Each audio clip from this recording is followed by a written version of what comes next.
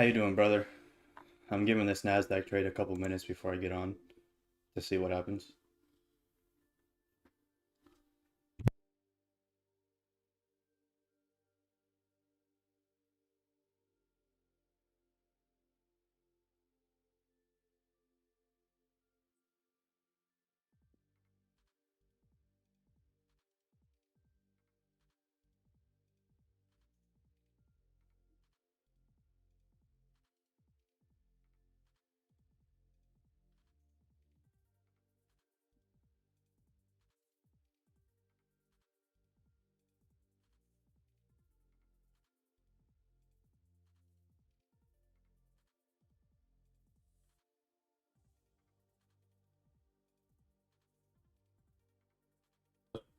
It's all good.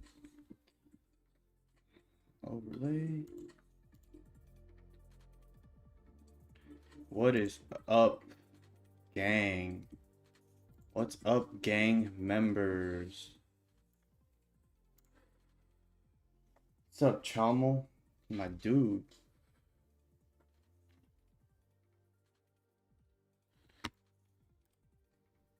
Set an alert here just in case we flip. How are you, bro?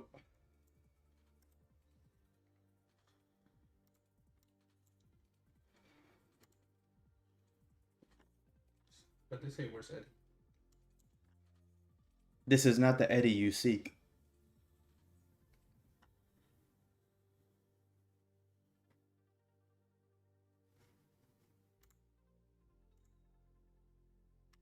This is not the Eddie you seek.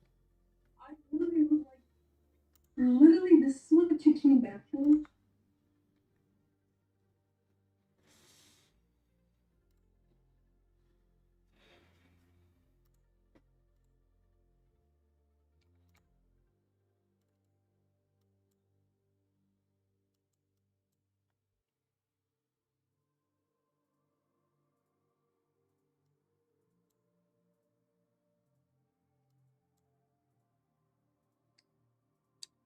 What's going on here, Nasdaq? What are you doing to me?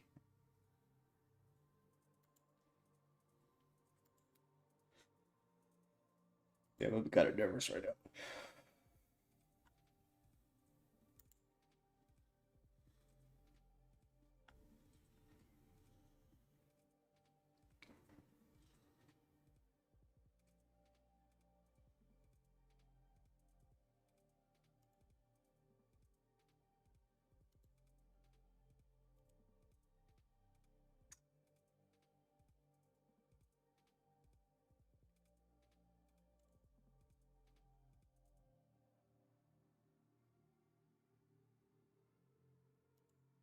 All right.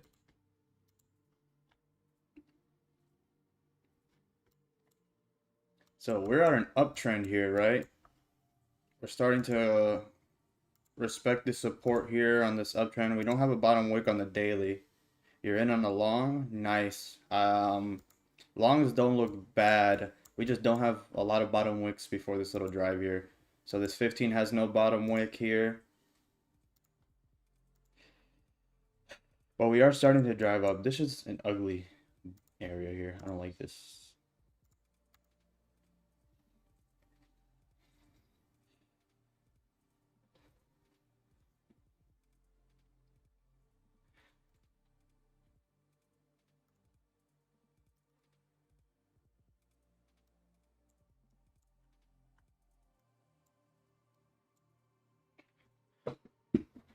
I'll wait for that alarm to get hit. So let's get started with the weekly analysis here. Let's delete all these drawings. So on our weekly here, we're starting to respect this support. We've respected this weekly support. We've bounced off this weekly level here. So is this the start of the uptrend? We have hit the 10 SMA on the weekly though, so that's a tough area that could cause some sort of rejection. And we also have an area of rejection right here where we're at that this week has already rejected off of. The movement that we've had this week has been parabolic as fuck. Just this week alone has moved the exact same amount as last week and the previous week, right? We have some massive movements here. So with that being said, I want to be very careful because right now it looks like we're stuck in this weekly range here, right? It looks like we're bouncing back and forth on this weekly range here. So when we go on the daily, that's exactly what it looks like. But we have created a new high here and a higher low. Could this be the higher high to continue the uptrend, right? Are we going to break this and create a new higher high above this level? So that's something that I'm going to be anticipating and looking for. I really want to see us break through these levels and break into these clean weekly ranges here, because all you have is just clean range from these wicks up. You just have pure clean range all the way through.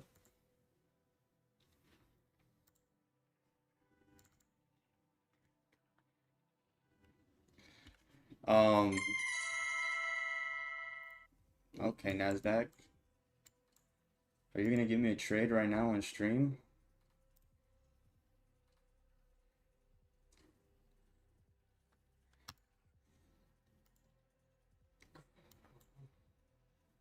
Three minutes for this 30-minute. Let's let it close. So I'll continue the analysis. So looking at the daily here on the Nasdaq or on gold, we're stuck in this range, bro. We're stuck in this range here, and it's a massive range where we can get a lot of entries in. So here off the daily, we're starting to scoop. We're at a level of resistance. This is major, major resistance. So I want to see what happens here. Are we going to break through this level, or are we going to start to consolidate here? Right? So what is the price telling us? We have a major area of rejection here where it starts to come down. This is what you would call an order block or whatever. It's respecting that level here. It drove us down almost to the bottom of the range, and now it's respecting it once more. And it's a very heavy area. So what can we do? In order to anticipate some buys, I would like to bounce off some major levels, right? We have a lot of levels here that we could be using to drive off of. So we have a lot of key levels here off this 4-hour time frame. So I wouldn't swing any buys yet, but you could be scalping some buys. So we know right now that we rejected this area, right? And we're likely going to come down to fill this range. So we know that we've already filled the majority of or halfway through the range and pulled back. So let's see, are we going to refill this wick now, forming the celery on the break of this 4-hour low? Or is this just going to continue coming up after respecting this minor support here? To create a steeper top wick for the daily so that when it does finally flip, there's enough liquidity for it to drive all the way down.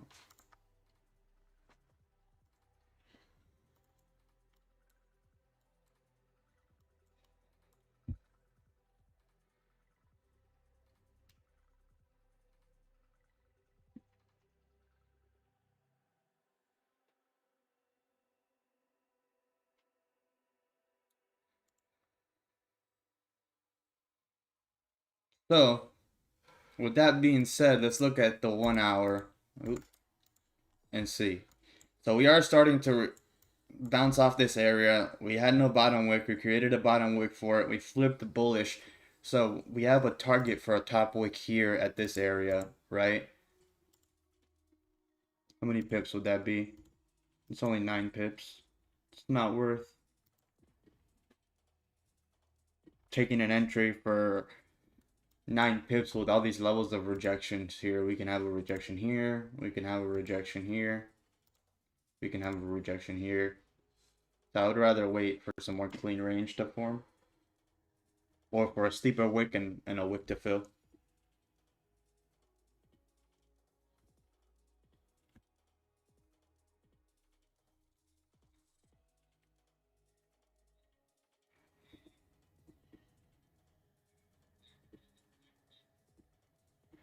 You sell any cars today?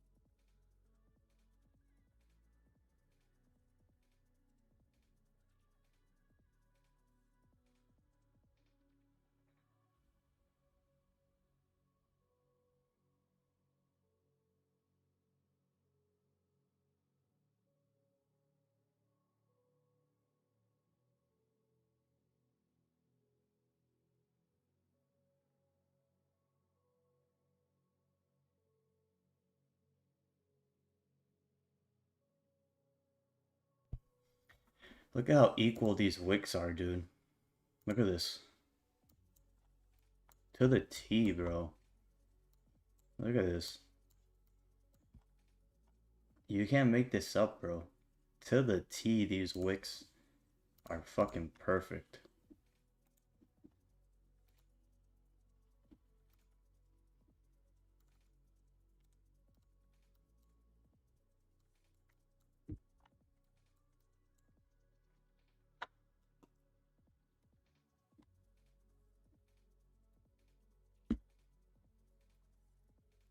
That's right.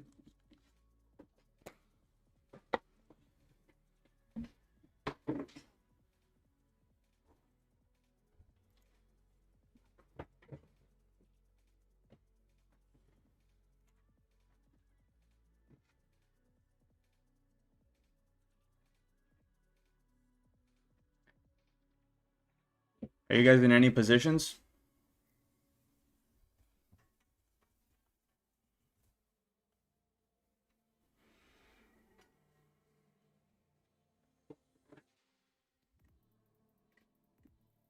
Yeah, tonight's a slow night for the stream. 11.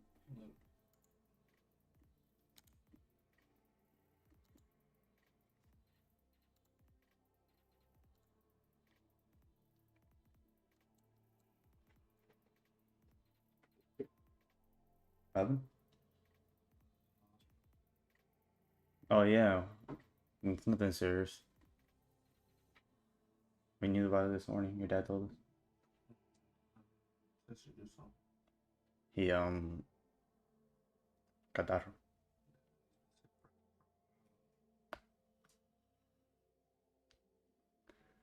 Yeah, Danny's kid was in the fucking doctors for fucking weeks at one point. I'm like, damn, dude, what the hell's going on?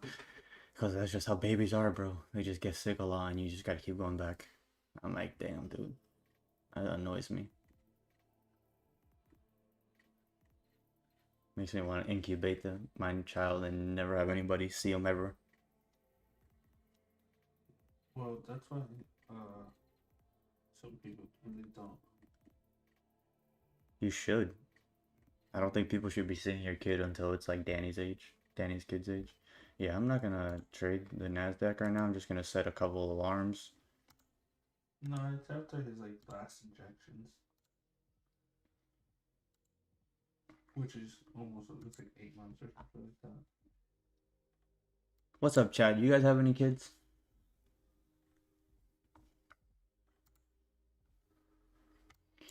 This is Chop. I don't want to be in Chop. Chop is ugly. See how we have all these levels we could reject off of? This has been 15 minutes and price has driven 12 pips. So to be in a trade and watching the candles just print side by side, that's annoying. What's good, pips and dip? Pips and dip. Is that a play on words for fish and dips? Or you're a pip and dipper? Fish and chips.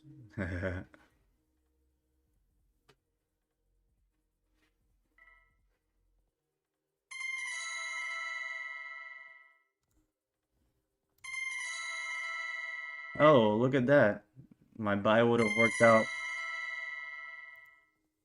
That was a shitty alarm. That was a real shitty alarm. That's 20 pips.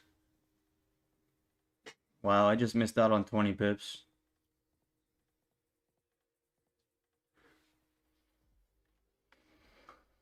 What a gay alarm. That shit rung and price was already... Well, I guess that was a pop that I wanted. So, our next area is right here that we could reject off of. That's 24. That's 10 more still.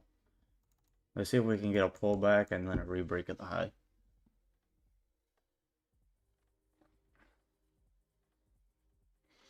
Or not.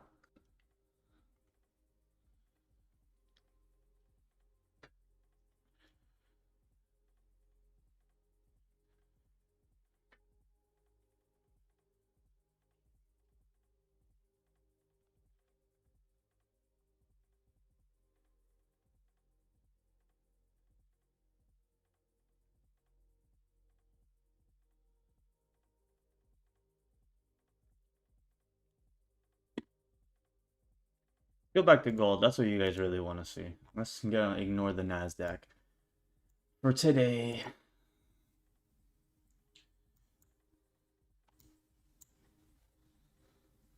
So we have a very strong trend here, right? I'm not a trend line trader, but we have a very strong trend here, and we're just bouncing off to the T, to the T, to the T. But one thing that you do notice is that these bounces, right? Boom, boom, are now starting to slow down, right? We have completely started to slow down. I want to see a grab into maybe these areas, a grab into maybe these areas, or an attempt at those areas for me to start scalping, right? Look at how long this trend line's been playing out. I mean, that's just insane.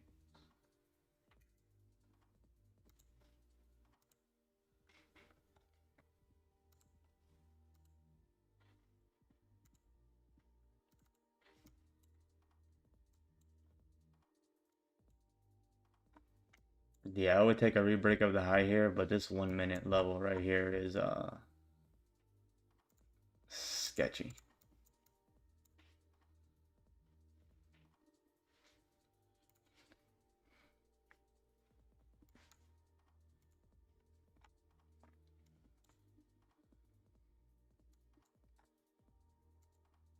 So see if we can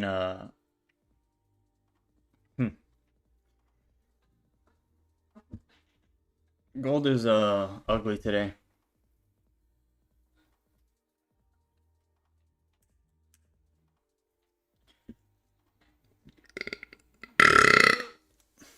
That wasn't me, guys. That was a ghost who hacked my stream. Your audio. Who the fuck hacked my audio, man?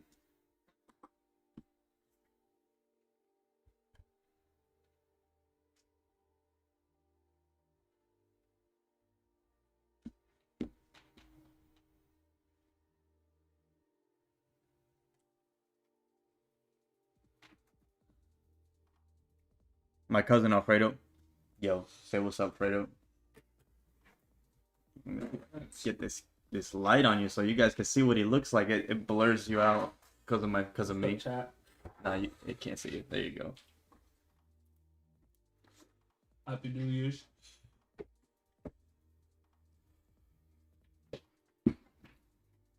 My cousin Fredo in the building. His dad started the air conditioning company with his brother in 2012. And then in 2014, I came in, and we've been doing air conditioning ever since.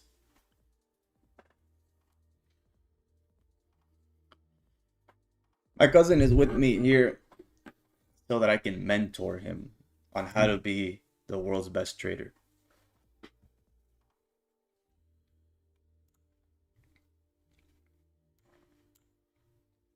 Options is saying he better be learning how to trade. His dad is actually the one that found my social media today and was asking me about trading and shit.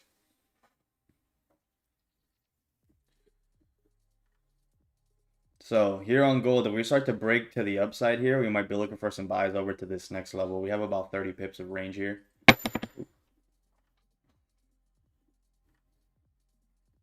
We have about 30 pips of range. So,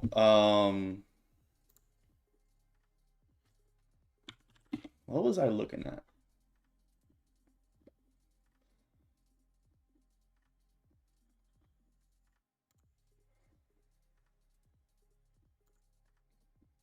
Yep, if you guys are not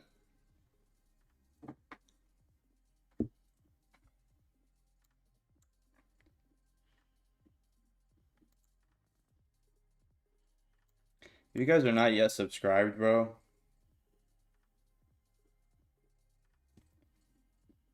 subscribe. Let's get to 8,000 subs this month. Let's get to 8,000. If we can get to 8,000 this month, I'll do a giveaway.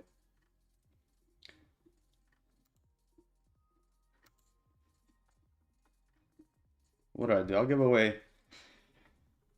50 bucks. I wonder how that works. Let me write that down.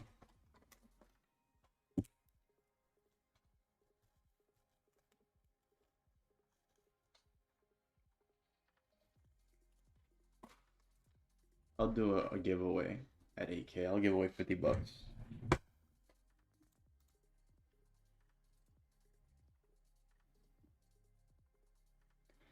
Bro, tell me how the other day I asked him to, should I hold this trade or should I not? I was 4 pineapples deep. And he's like, I don't know, bro. What is your gut instinct telling you? And I'm like, bro, just make a decision. Don't worry about me. Just make a decision. He's like, I don't know, bro. What is your gut instinct telling you? And I'm like, my gut instinct is telling me to close right now. And I closed at 10 pips in profit. And then it drove like 50 pips right after.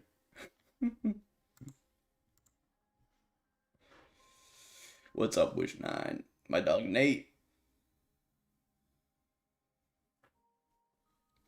Yeah, chat. I met this guy on the street and he asked me for some money.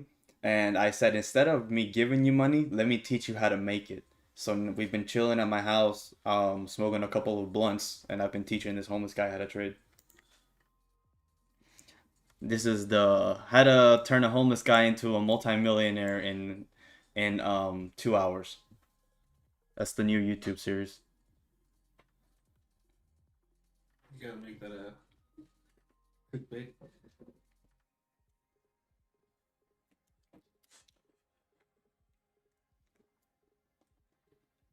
Trader ends up going homeless with him. Attempting to turn a homeless man into a multimillionaire. 2 hours later. So, bro, where do you sleep at? We just lost the house.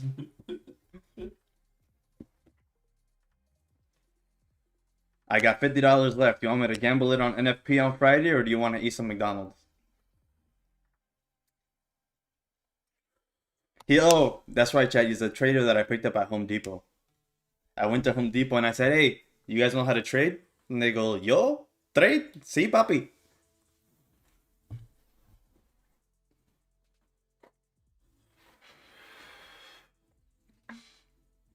How do I report you as a moderator?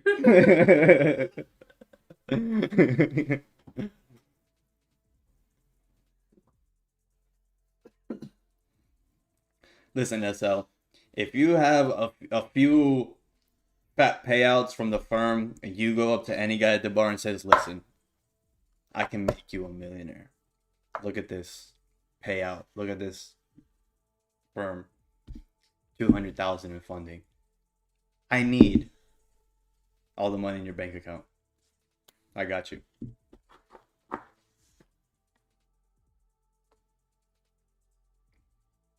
Yo, tell SF she can pick me up. My cousin's like, SL can pick me up. I need someone to teach you how to be a millionaire.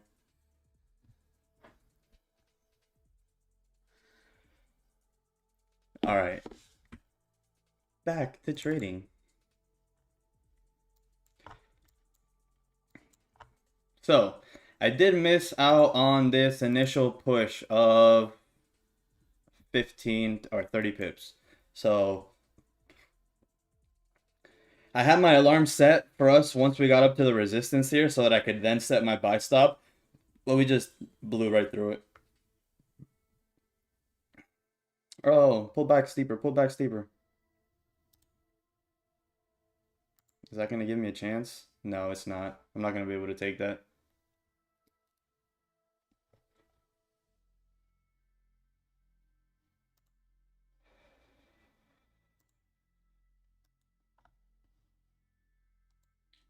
What's about to close here? We have 30 seconds left.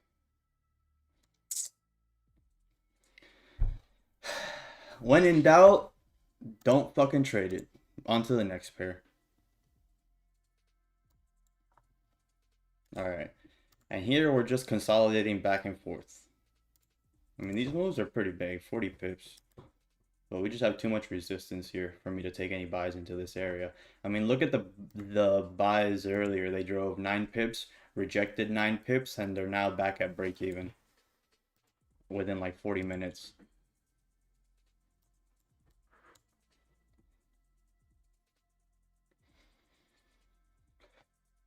Who else is in here? I picked up a homeless guy teaching him how to trade.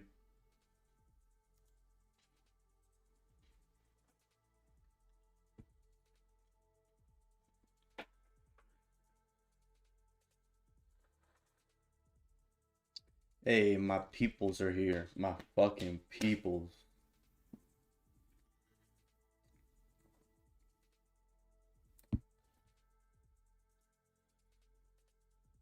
Oh, look, your dad followed me. Eduardo Hernandez. Yeah. And all he does is repost stuff for houses. And ideas for houses. And I think that's where he got his ideas from for his house. Because his videos are from like 2022, 2021. And if you look at them, they look kind of like his house. Your dad's funny. Look at this. They look at the inside. They look like his house. His bathroom was crazy. Bro, that bathroom fucking. It's insane. Bro, I looked at it and I'm like. His shower, bro. His shower is like. Just know in the corners up here, because my ceilings are a little higher up here, I get dust and spiders. Your dad's gonna have to get an extender and fucking dust with the ladder those corners because they're gonna get dust because nobody's gonna use those bathrooms. Oh. He should pick up his house and move it to West. Nah, but he's good over there. He's got more traffic now, but once they expand the roads, he's fine. He's gonna retire, bro.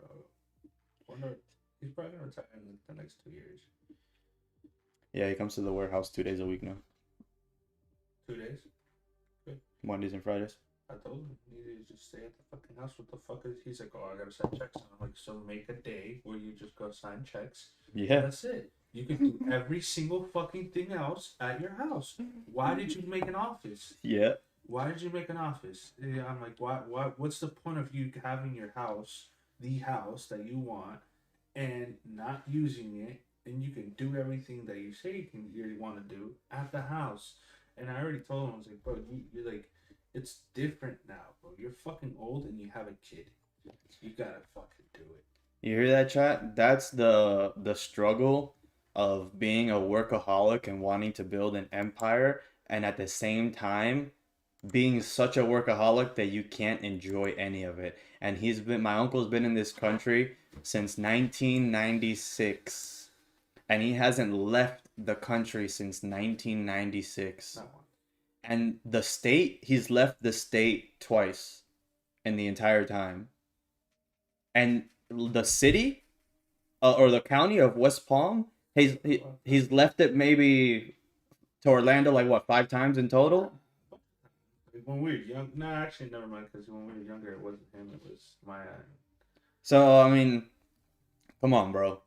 You gotta enjoy it. So and then he built a massive house, right? And an office, and then he's still driving 45 minutes every day to come to work, bro. Stay More home, than dog. 45 minutes. There's no way. It takes 30 minutes from here to his house, bro. My house is a 25-minute drive, and then his house is an extra 20 minutes. It takes him 45. Bro, with traffic, bro. Yeah, he leaves at 7 and he gets to the warehouse like at 8. He leaves at 7:10, 7:15.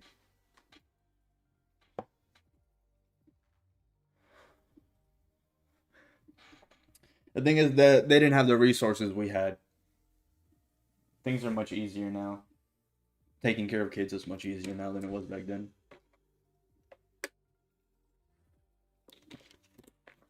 Literally, Danny brings his kids to the warehouse. But he's blessed that he's able to. Yeah. Not everybody's able to do that. Yeah. Like right now, imagine if Danny wasn't able to. That'd be wild. Or have his wife work with him. That's what I told my girl. I'm like, that's why if we could just wait a little bit, it'll be the perfect like entry. Like we'll be so good enough at work that I can take the time off that I need. I can come into work at 9, 10 in the morning and then work the afternoon. I can switch my schedule around to do whatever I need. I can go home in the middle of the day for lunch. All I can tell you is after you guys get officially married,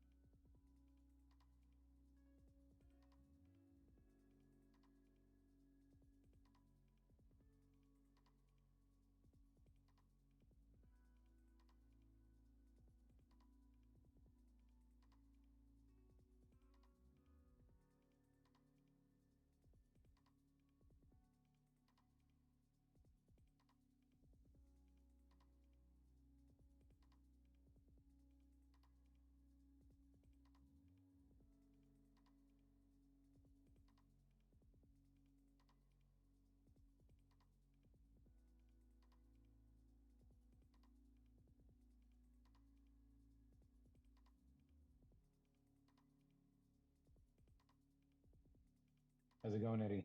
I don't know if you're talking on this, but you're muted, but we're not sure.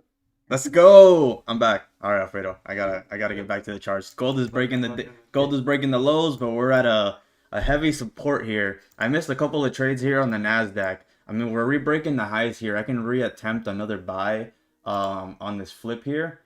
But I'm not too confident that this is gonna keep pushing up, and I don't have that much room. The Nasdaq is just kind of being gay tonight. I mean, that is 30 pips of room.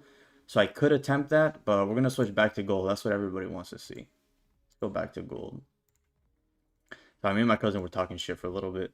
We're breaking the daily lows, right? But we have no top wick here on the 30-minute or the hourly. And this is a very strong level of support. The only way that I can continue taking sells down, I mean, I can't even continue taking sells down. We have extreme support here. So let's see. Let's see if we can close below, pull up, and then start rejecting again. We might be able to get an entry here, catch 10, 20 pips before this shit pulls back up. I'm gonna go use the bathroom real quick.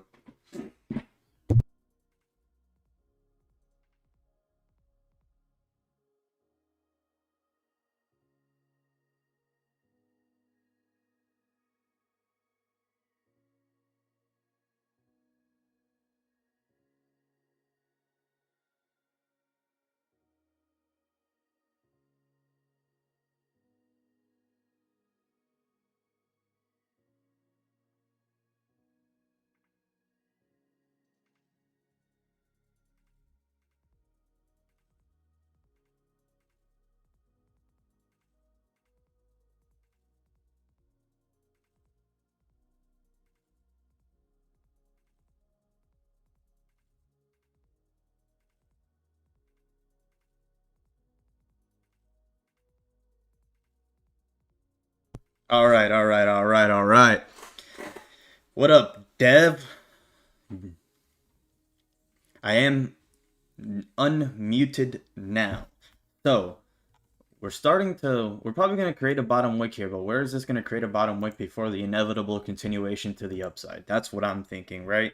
Where are we going to wick into? The majority of people are probably looking for some sort of pattern here to take buys at this level.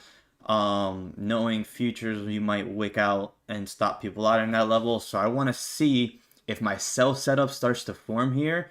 Because usually when my sell setup starts to form towards the end of a range, that gives me an idea that price is going to reject that range and then continue the other way.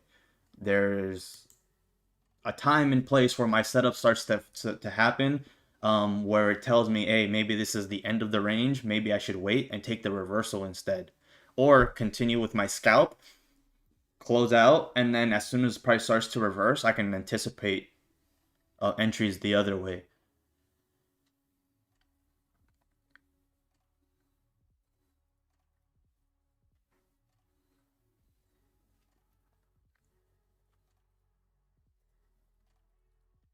Hey, bro. What's Wendy? Wendy's nuts?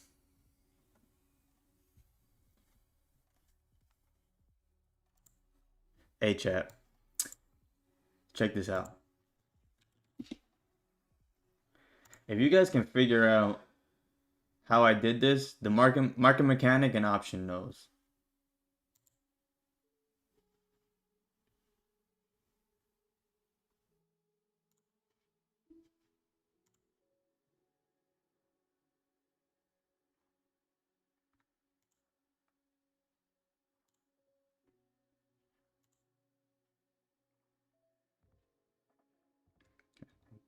Your deposit, look. Look at the coin. Look, Alfredo. Can you figure this out?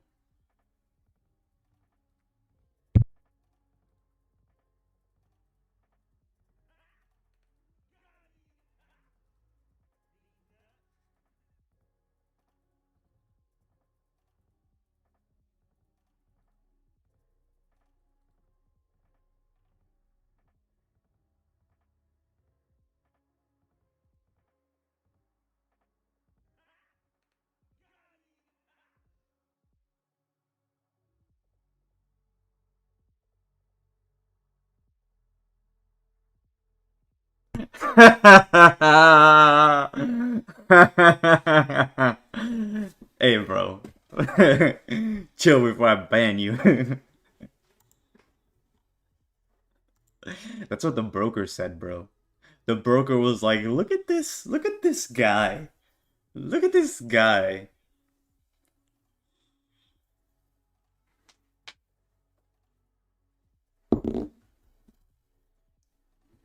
How do I do that? How does the market take my fucking accounts like that? My accounts be disappearing just like that, bro. A rebreak of the low here might not be bad, but we're at a very strong support, man. That sketches me out. I don't like that. This could have been a good sell here.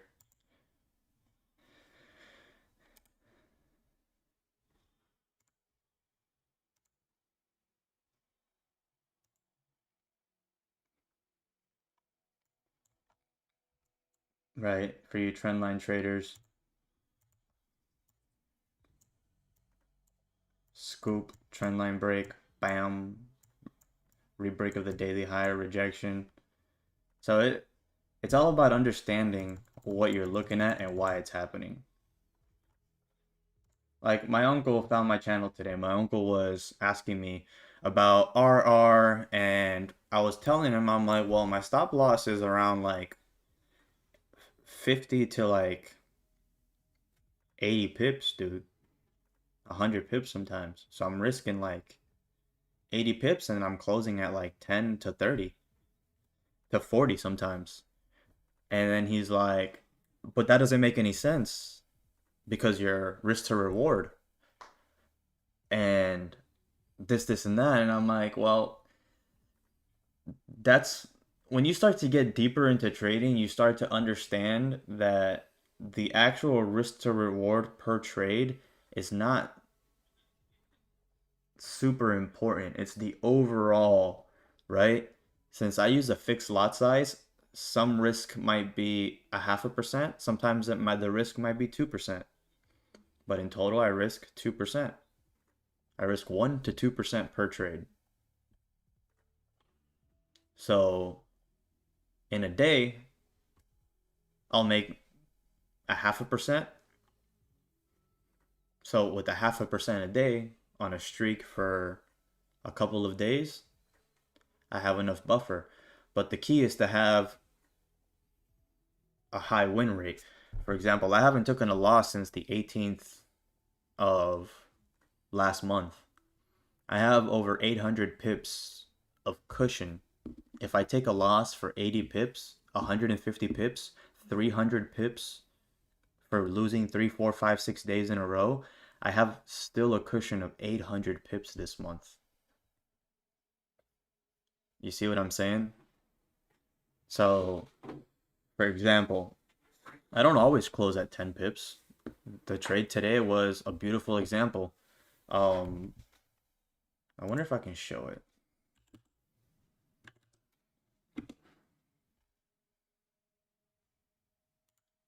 Yep, I set limits for my social media so that I don't ignore limit. Come on. There we go. Look at how fast this trade hits 40 pips of TP. Look at the timer right here on the corner, and look at how fast.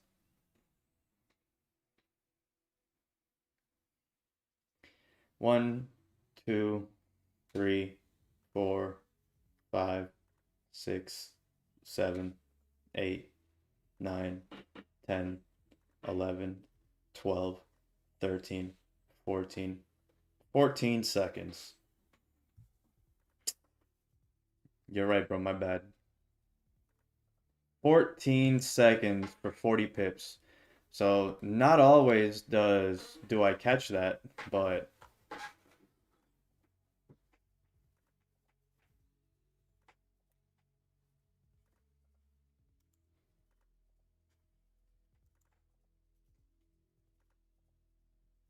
taken, like the movie, not taken. Error a otro, people. ¿Qué te espera? Watch your dad have heard that. Saludos, mi hermano.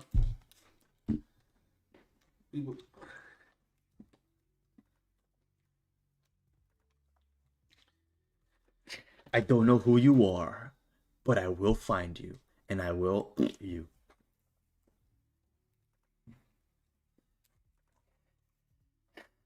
If we plummet down here and then re-break the daily low, then I will be looking for some sells. But if we do start to reject here and start to come up, then I will be waiting for the maybe I can get some buys here. Let's see. You're ugly, bro. Stop looking at me. I want a steeper bottom wick for the daily. Oh, what are you doing, NQ?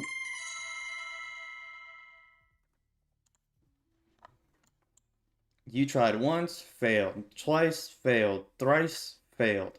How do I know this isn't the reversal? And that's what you have to be careful, right? We have to be very careful because right now, this could be the reversal. We've made a new high here, right? And then we've attempted to make another high here and failed to drive. It's not equal highs like it was previously, right? And we've attempted another high here and we still failed to drive. So what are the chances that this is going to be the final break, right? So it's very tricky to trust that this is the re-break. So with that being said, for this to happen, I want to see a break above and then give me an entry above here for the continuation. Probably even break through all of this. So that's the same thing that I look for in gold. All right. We could take a range trade here and have stops at the low of day and attempt like a 60% trade here to fill this wick up to the top side, which gives us like 20 pips. But do I really want to do that?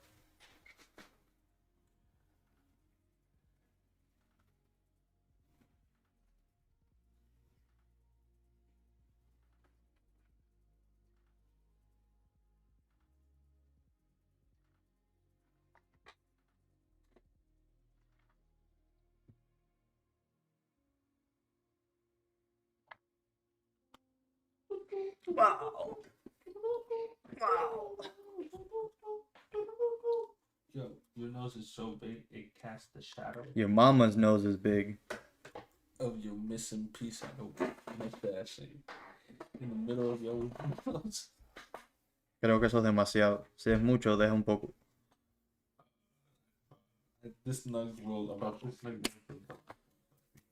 20 viewers, guys. If you guys are watching and you haven't dropped a like, it's either because you don't like me or because you're Missing a piece gay. of the mustache. So please don't be the latter. I'm just kidding. I am just kidding. We support LGBTQ. We support the LGBTQ. We support everything.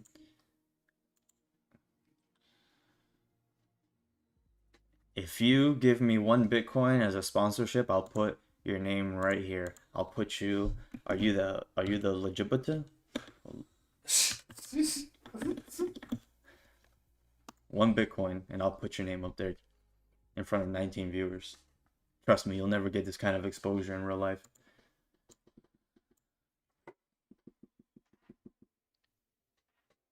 Homemade meatballs are good. The store-bought ones have like a weird taste. When someone else smashes them into a ball for you, it's not the same. Pause.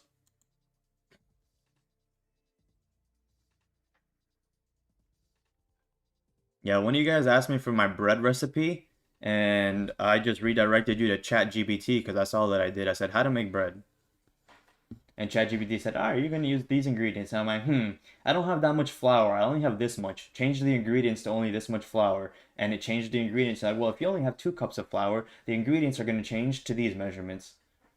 And then it's like, are you going to cook it in a Dutch oven? And I'm like, well, I don't have a Dutch oven, so what can I do? And then they're like, well, then you're going to do this and cook it this way, and then you're going to use this and this and that and steam it this way. I'm like, well, how much steam do I use for this much bread? And it's like, well, you can use exactly 3/4 of a cup of steam, of water to create steam. Crazy. And the bread came out amazing. I'm about to ask ChatGPT.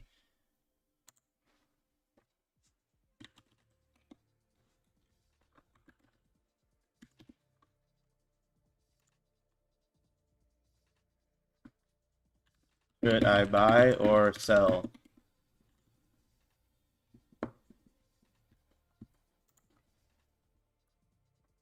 Just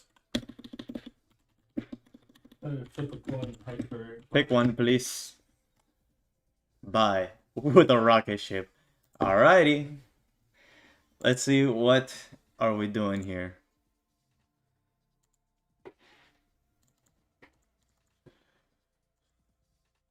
Alright. So it looks like we are coming down to re-break the daily low here. If you do re-break the daily low, you're breaking it into a support.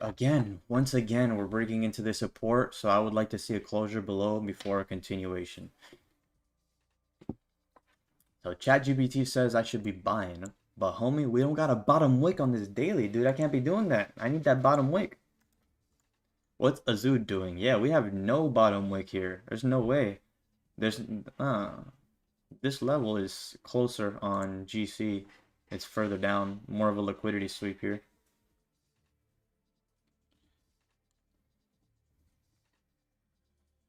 For the new people here, we use the ChatGPT strategy. Whenever I'm in doubt, I ask the bots.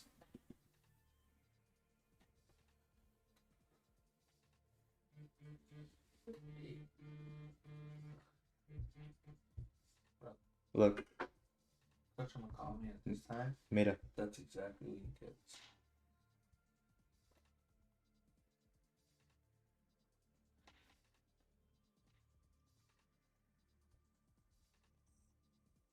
$11.24. Where is... Oh, I guess I don't have the free anymore. Oh, look, mira, si tú quieres hacer una apuesta ahora mismo. He said go big on this. That's a free one right now.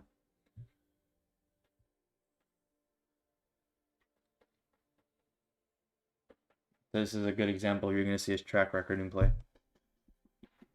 He has a 70% win rate.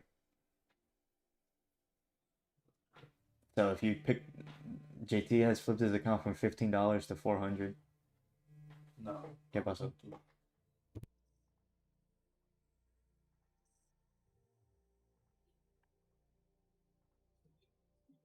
What's good, bro? What up, dude? Good, that's good. How are you, bro? How's your trading journey been treating you? Yeah, I've been good. I've been doing good. I've been consistent lately. What's up, I Thomas? don't want to. I What? don't want to say that I find something that works consistently, but I don't. You know, like you feel like you're getting there, but you don't want to talk too early. So yeah, I could say I'm doing good. Yeah, bro, 100%. You have to. So I keep a journal. This is where I was writing all my notes for like the last year. It says trading notes, and that same exact thing that you just said. Look at this shit. Look. Where does it say?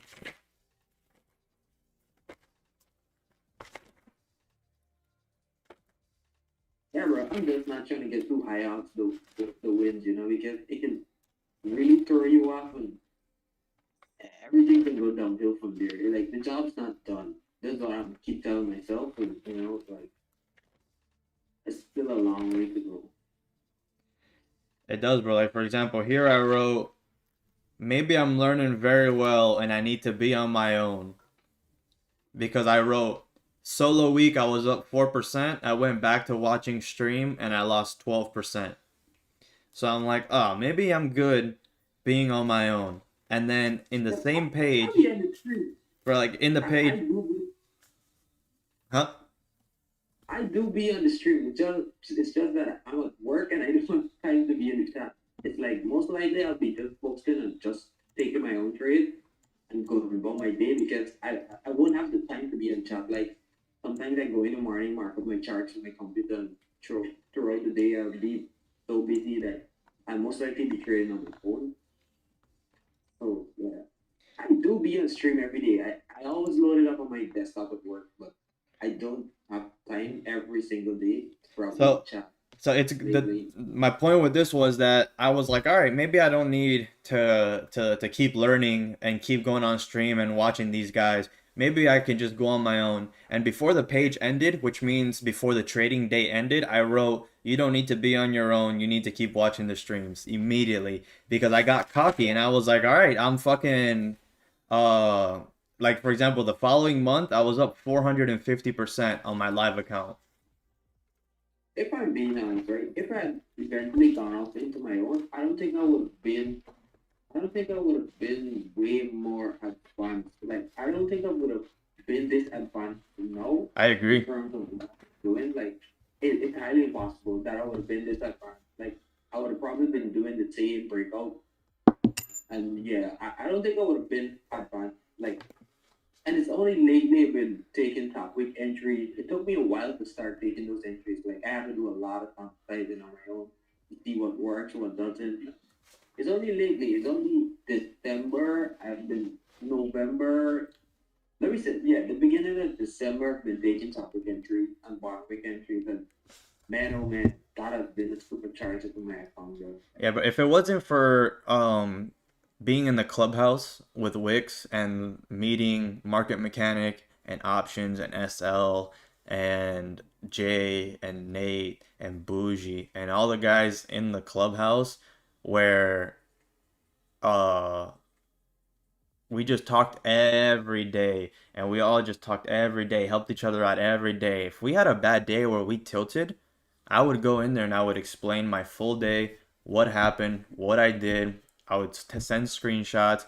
When I blew my live 250K account, I went in there and I wrote my weekly update. What happened this week? What did I do? I blew a 250K account, and I went in there and I just held myself accountable in front of people that actually gave a fuck. And Yeah. that's what helped me completely change my trading and take it way more serious, start to identify more things. Like in the Discord, one person would identify something, and then everybody else would be like, oh, wow, I was kind of seeing that, but I was kind of too afraid to actually implement it or try it out. But then now that I see that you're noticing the same thing, let's start taking that same trade. And that's how the money printer developed in the Discord. Somebody noticed it first, and everybody was like, oh yeah, I do notice that this is happening. And then out of nowhere, everybody started taking very similar setups. We named it the money printer. I don't know if you guys have noticed this, but this is something I've been emphasizing on my own as well. Well, typically, Wix has been doing it, but for me, I've been emphasizing it on my own, and I've like figured it out. Like, it's kind of different market condition because I've noticed comment open. Like, if I see a trade setup, I typically, and it's pushing outside the range, but it's having like, and it's coming close to comment open, like probably about 5 minute candles breaking down, just like the other day when the market tracked down like 150 pips or 200 pips like that. I was like in the first 5 minute candle of when that happened. I just like, well, I see that, I think it was a range that formed, and then you had started to break down, and I was like looking at it, and I was like, okay, comment open in the next minute.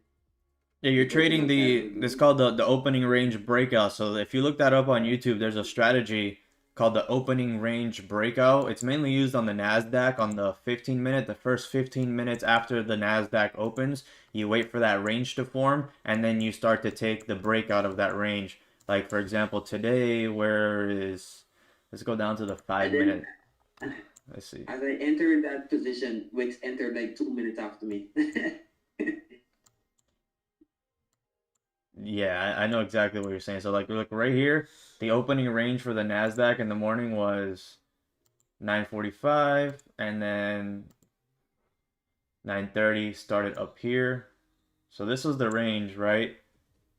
For the Nasdaq. So you waited for the breakout of the opening range, and the breakout of the opening range fucking destroyed and trended for the rest of the day to the downside. Yeah, it's all about finding volume. When there's volume in the markets, just hop on the trend. Look at Market Mechanics said it's called the orb opening range breakout. So the 9:30 opened up here, 9:45 closed up here, or it closed like right here. So this was from the open to the close here. We have a range here, and then the breakout of that range, and then that's the sell-off that I took. I took a sell-off to the downside here after we respected these highs for like the 5th time. Yeah, and I can really say that like this is the first time in my career like where I take multiple losses and came back from all of them. Like I would take like a 70 pip loss, and the next day I would double time that. Yeah, bro.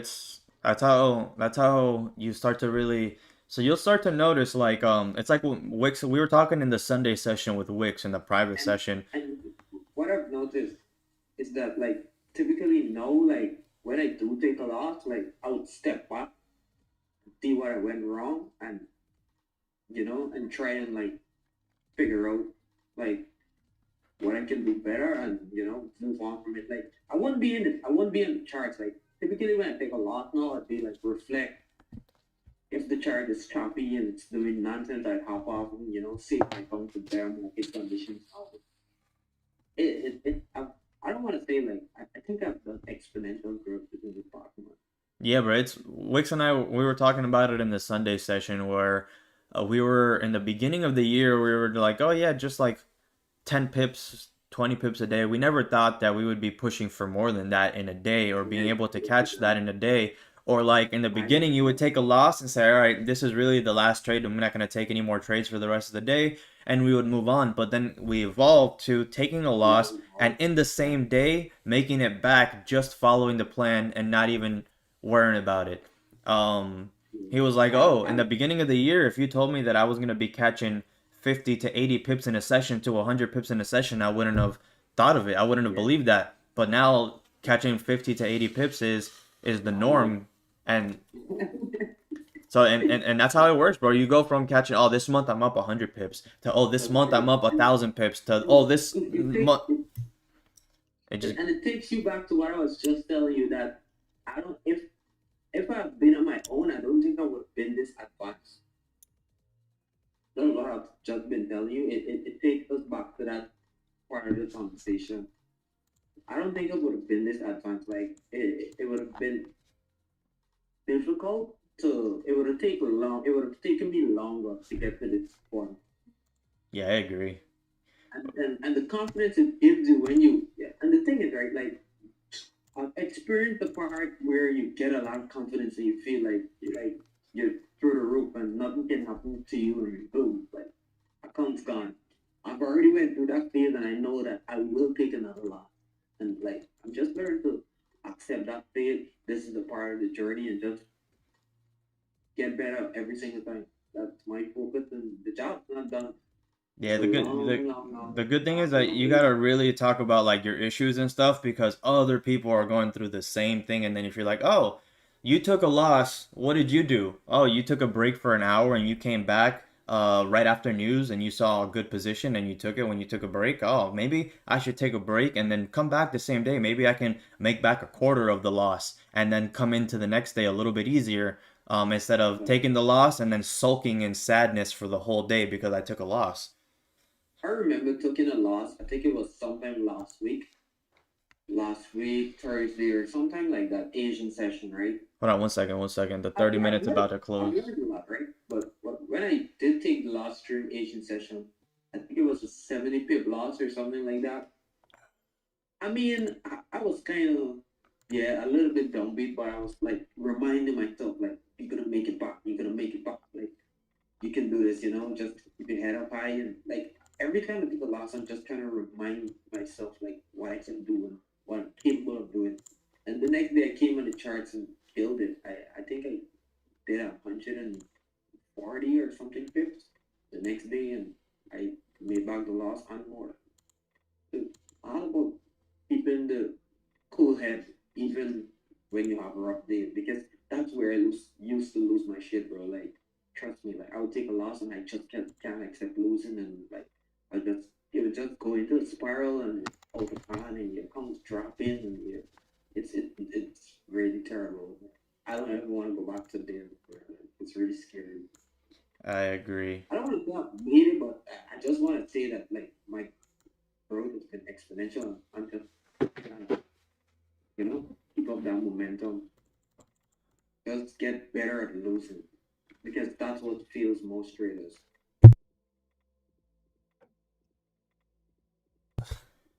All right, hold on. this 30-minute close. Let's see what happened here real quick. Okay, so the 30-minute just closed. We came down with the bottom wick first. We're respecting all of these levels across the board. The only good move of the night tonight was possibly this break right here.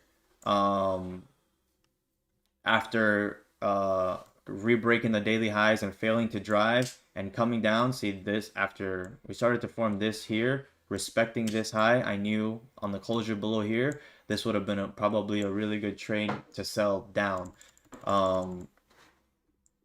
That range 30 pips, it's not a massive range. That's the thing. That's why I don't want to trade those ranges, because if I'm going to be trading a breakout or I'm going to be trading a reversal, I want it to reverse into a steeper range where we actually have room to go down. You know what I mean? But to go down 30 pips and then it's not really ideal.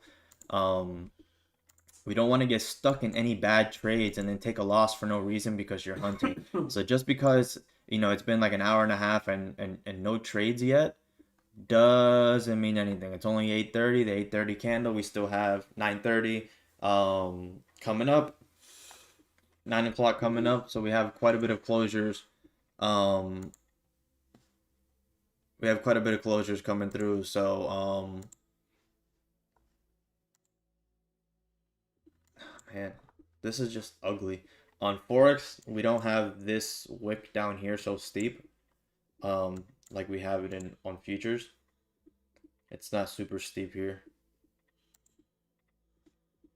So, are we going to respect this area, have this be our bottom wick? If our daily starts to flip, right, and our daily candle starts to flip and we start to re-break these highs,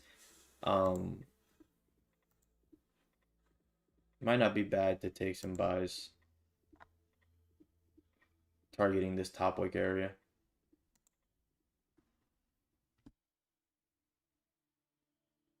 But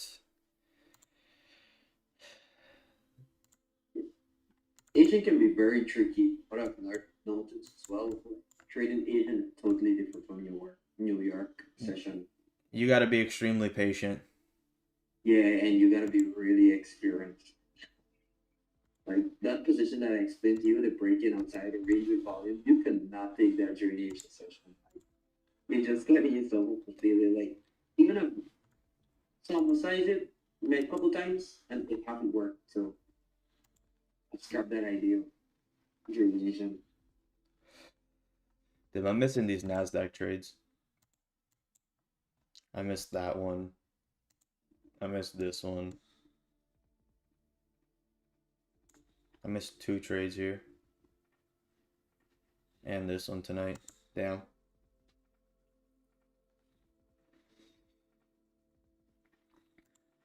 I was going to anticipate a buy stop here once this 1 minute pulled back, but it had already broken the high once I switched over.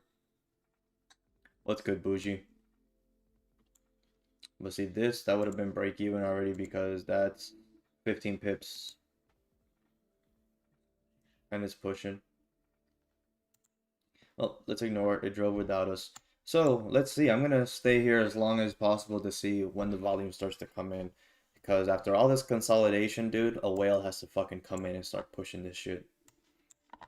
Something's got to happen.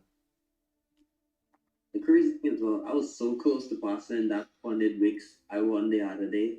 I was like 2% away, and like I was in a swing position, and I forgot about daily drawdown. Like today, I logged in and I was looking. I was like, "Why am I logged out to the account?" And when I check, I see it break. I'm like, "Damn, forgot about daily drawdown, the trailing drawdown." I mean.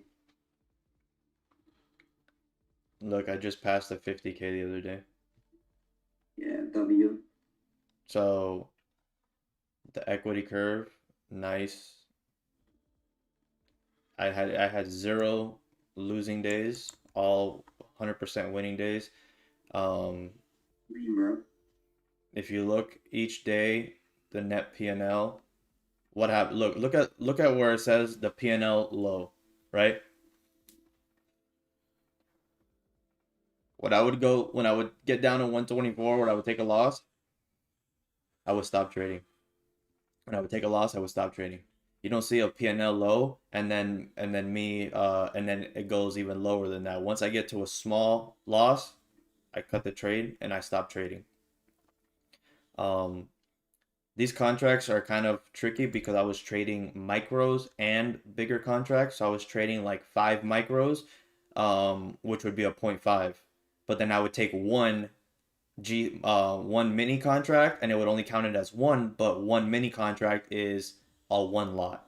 So I could have taken 3 entries and it would count it as 15 contracts, but in reality it's only a 1.5 lot.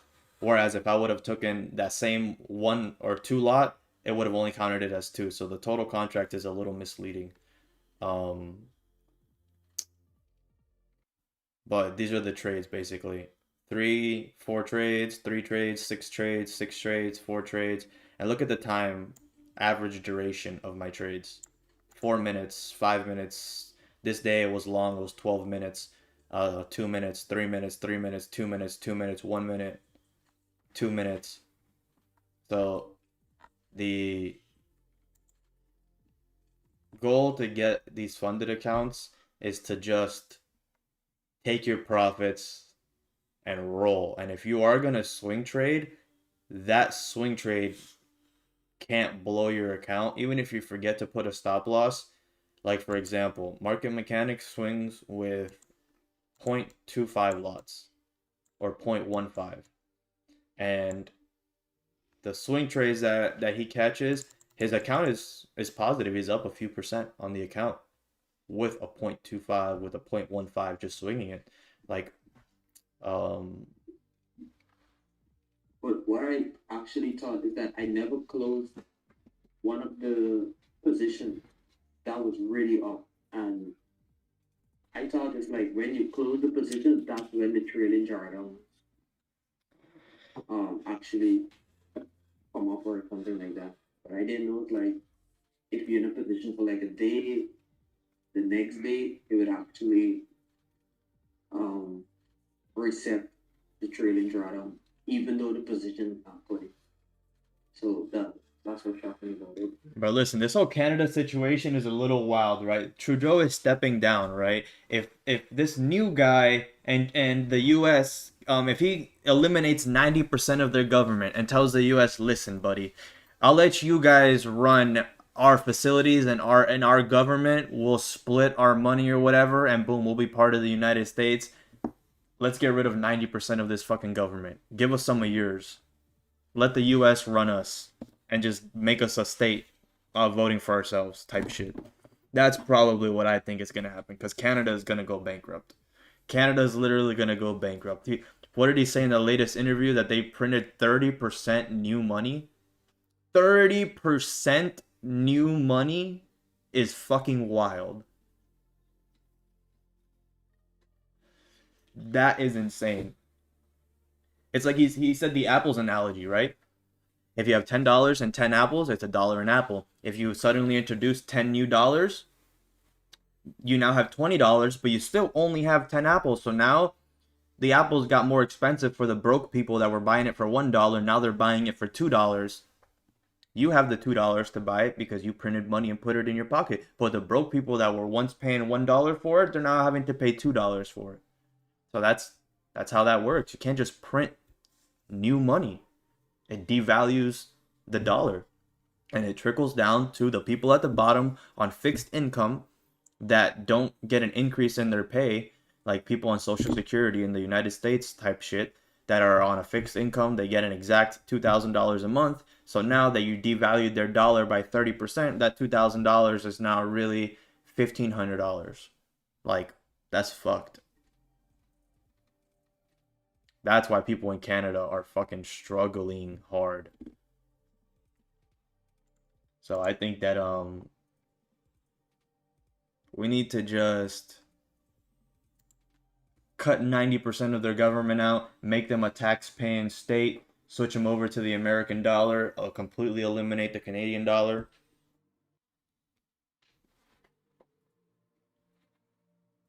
And there'll be a territory like Puerto Rico. We don't need more states that can vote on our elections. That's enough. We don't need a whole nother country to be incorporated as a state where they get now a say in our elections. They can be a territory where they get our protection, they get some of our, we split the tax dollars and the help or whatever the fuck that shit that is, and that's it, bro. We saved their ass, and in return, they become our property. We can't make them a state. The U.S. already has enough people butting heads to add a whole nother fucking 30 million people that can vote.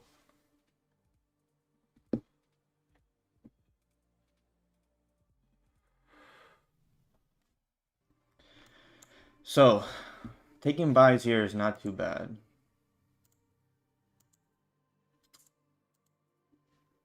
It's just not my setup, and I don't see my setup forming on the lower time frame either. Like, if these pushes weren't so high, if this was very, very low, if we were already trending, and if we started forming this, I mean, so if it's your setup, you can definitely take buys here. Buys definitely don't look bad. There's a high probability that we're just gonna range to the high here again, right? That's most likely what I see happening. Us ranging to the high. We have a 5-minute closure coming up in 3 minutes. A 15-minute closure as well. So maybe if this 15-minute closes bullish, maybe if we get a 15-minute closure bullish and a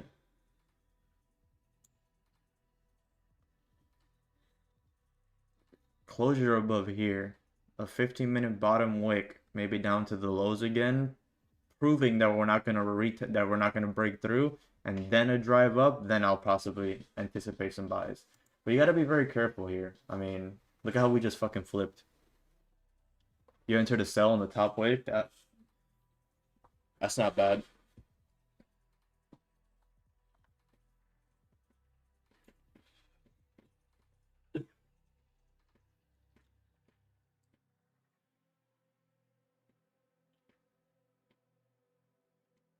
That was a trend line retest.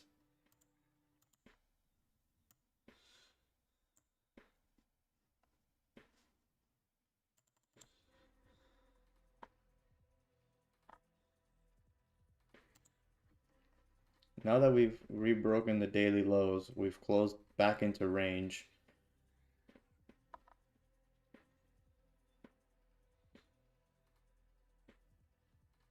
If we do flip and re-break these highs, that might not be a bad trade.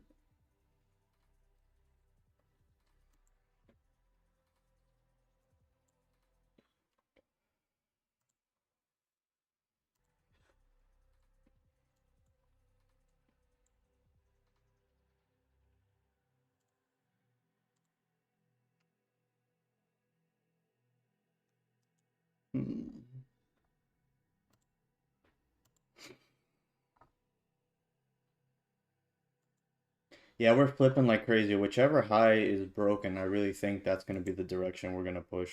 So I'm anticipating. I'm waiting, keeping an eye out to see what happens here.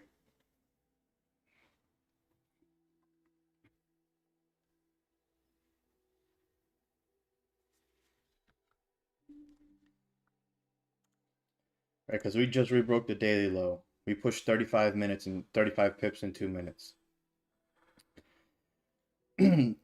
So that's letting me know two things. It's letting me know that one, volume has been introduced into the markets. Two, market is about to pick a fucking direction. Three, we just closed respecting this level here.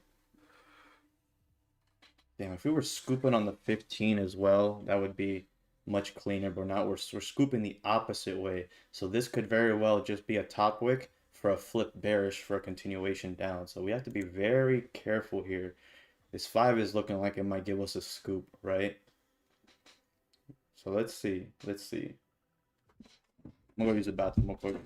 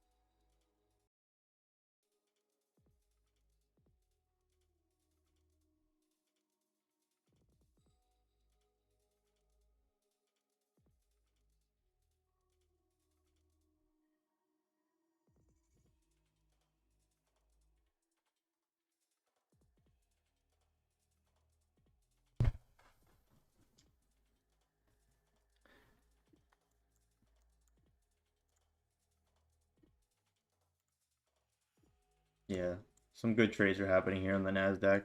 I can't pay attention to both.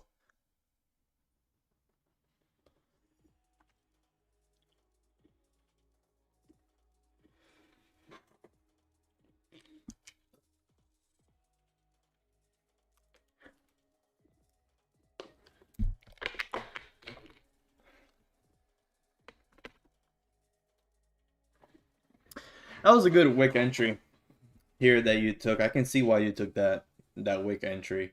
But personally, when we're so indecisive like this, that was a bit risky for my taste. This 15-minute is flip-flopping like crazy, right? If this 15-minute does re-break the high, it looks like we might feel the range coming to the upside, right? Well, what are the chances? I mean, we just did grab liquidity here.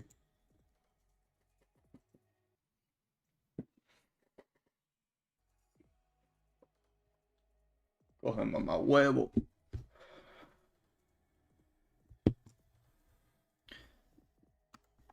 So,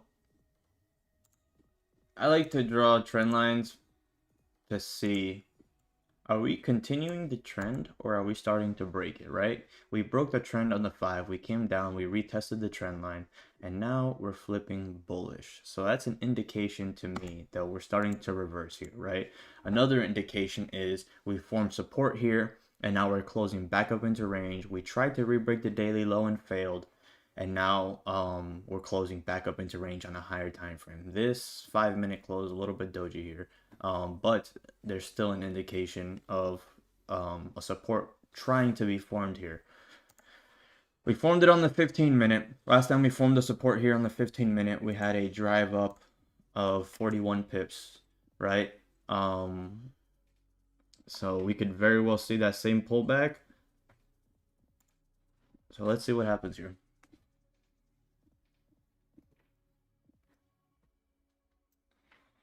Fucking. Let's rewind the music. That shit's about to end.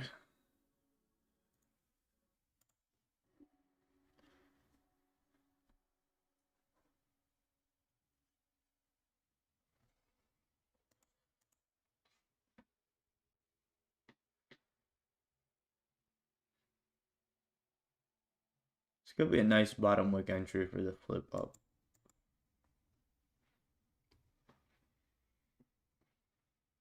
But our daily is still bearish.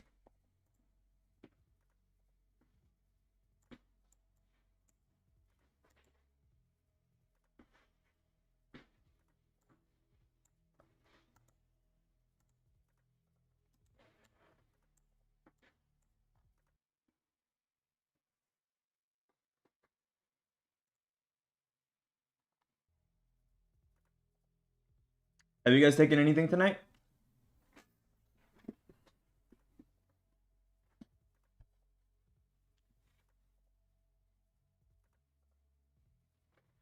I can't imagine trading with someone from the family. Why not? We grew up together.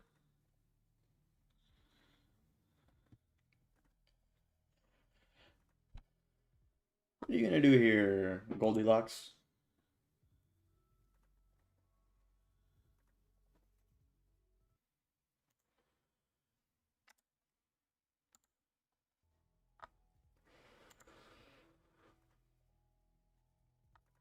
A 15 flip. I don't like it because of this 5-minute level here. What does it look like on XAU? Same thing.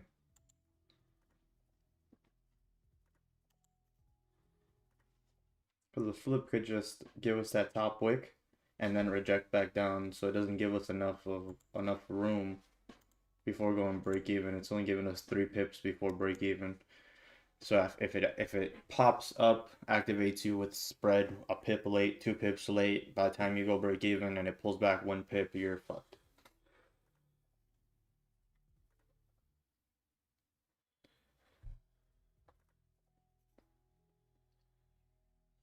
Aquí me queda un blog grandísimo y un poquito ahí y rolamos 3 blogs con...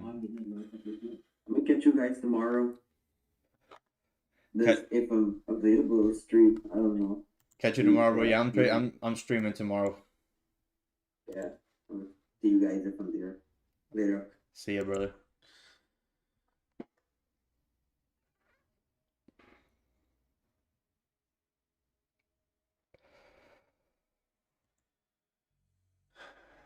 See how we tried to flip here?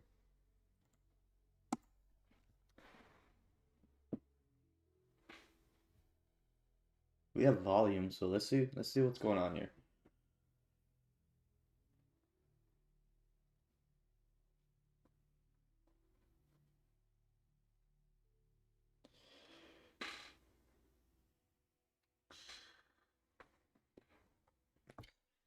Previous 4-hour low.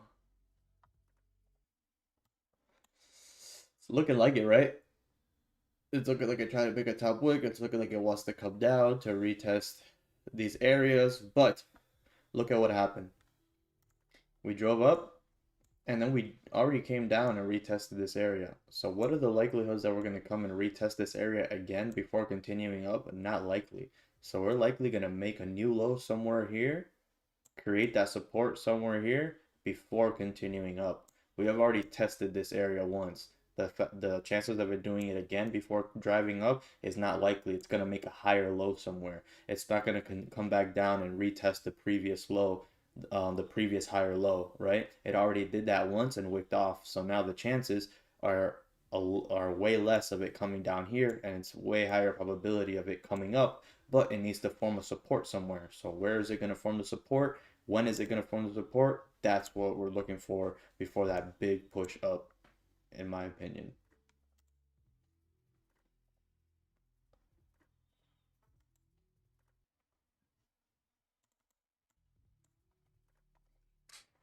We don't want to flip here. What the fuck is going on? The Nasdaq is giving me all the setups, but I'm not trading that tonight. You guys don't. So this was another setup I was looking at right here. So that pushed 20 pips. That's beautiful. So that's 60 pips that would have been up on the Nasdaq tonight, and I needed 75 pips to pass this 150K. So I would have probably passed the 150K tonight off the Nasdaq. But I'm already up today 62.5 pips in the morning session. I'm happy. I'm good.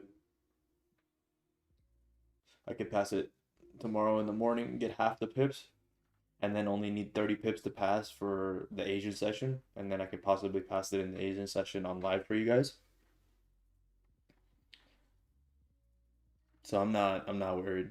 That would, if I pass that one live, that would be the second account I passed live on stream. In the first month I passed the 50K Apex on stream, and then that would be the 150 that I would be passing on stream. Did I stream last Tuesday and Wednesday? Last Tuesday I did stream last Thursday when I caught 41 pips. Or last Wednesday and I caught 30 pips on the first session on the 150K.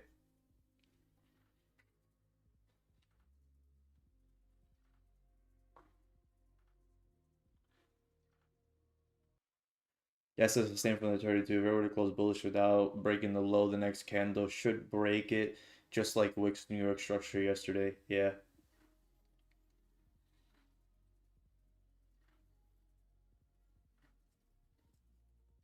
So we just flipped on the 15. We only have 4 minutes for this hourly close though, so that's not a 15 flip that I want to be in. So we have 4 minutes. Let's wait for this hourly closure.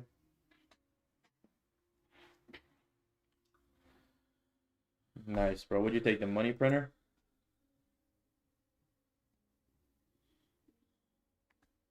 Yeah, it makes sense to fill this wick here, this 5-minute candle.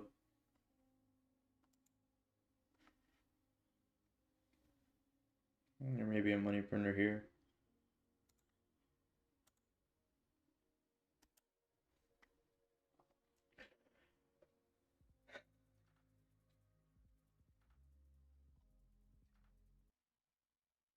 The only viable move was right here for me.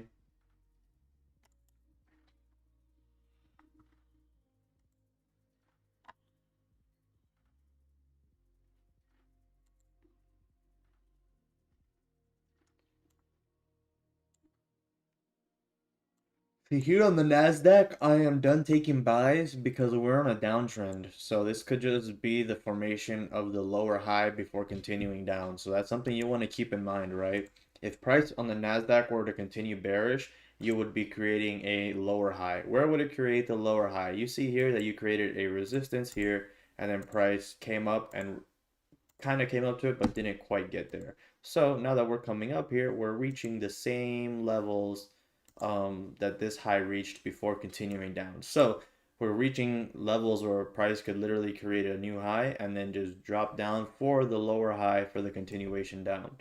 So that's something you want to keep in mind when trading this. Since we were all the way down here anticipating the buys, that idea wasn't in play yet, but now that we've already reached these old resistances here, or old supports here, we might be turning them into resistance before continuing down. So that's the kind of story that you want to paint in your head to really understand, hey, if this level, this key level that we tapped, is this level where price is gonna drive off of or reject off of or drive or whatever, and that's when you take pre-market context into account. Like right now when Nate said that he was break even, how did I know what trade that he was taking? Because it makes the perfect sense. This 15 didn't have a top wick. He was looking on how to take a wick entry on the 15-minute time frame. So he went down to the 1 minute. He saw an entry set up on the 1 minute that he liked where that 15-minute bottom wick could possibly be, and he caught it probably likely to the T. And by the time that 15-minute flipped, which was the anticipation, which was the idea, he's break even. Yeah, reading me like a book. Yeah, bro. It's market structure, bro. When you're anticipating market structure and you know how the market is supposed to move, you can get in on the smaller time frames knowing, hey, I need a top wick. We came down without the top wick. We're respecting support. How can I take a wick entry here? Then you go down to the 1 minute and you start looking for your setups. You could, like, you trendline traders could have had, you know, your break of resistance here, your first volume push out, whatever, you know what I mean? Everybody's setup is a little bit different, but the idea was to look for the wick entry, and however you looked for it, you would have found it likely looking for that wick entry idea, knowing that you needed that top wick.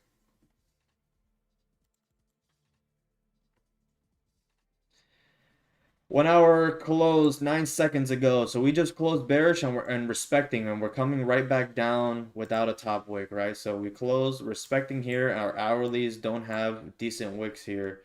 So where could this bottom wick be, right? This bottom wick could be somewhere here before pushing up. We could be forming the same exact thing here. Now that we formed the support here, maybe we're not going to come all the way down here. Maybe this would be the lower high or the higher low before continuing up. So if we go down to the 5 minute, how can you anticipate some buys on the hourly? Maybe if the hourly, if this 5 starts to flip bullish here, and then you get a pullback, and then this, I can take a rebreak of the high here to fill the rest of the range up. You know, that's something that I could be looking for.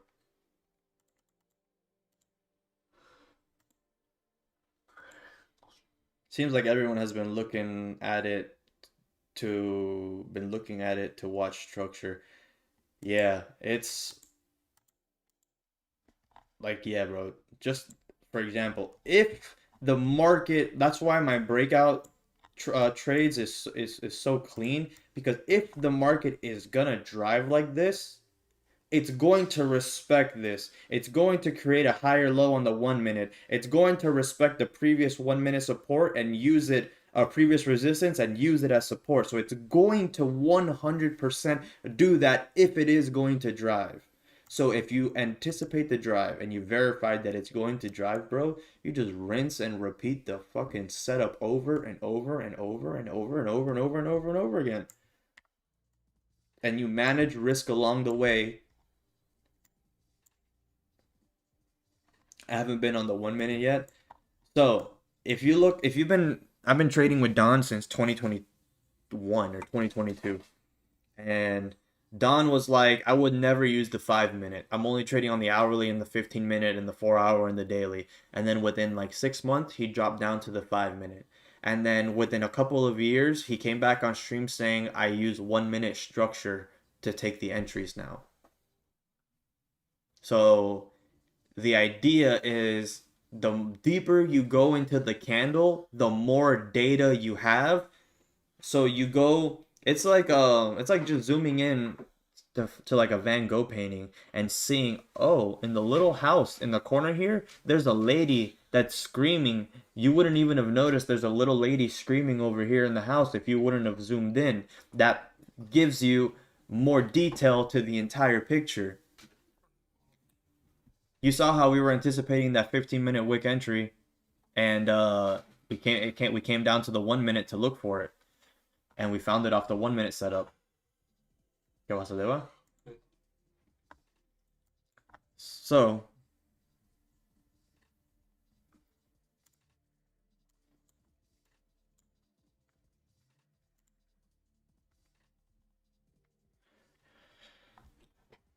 yeah, this rebreak of the high, it's not bad here.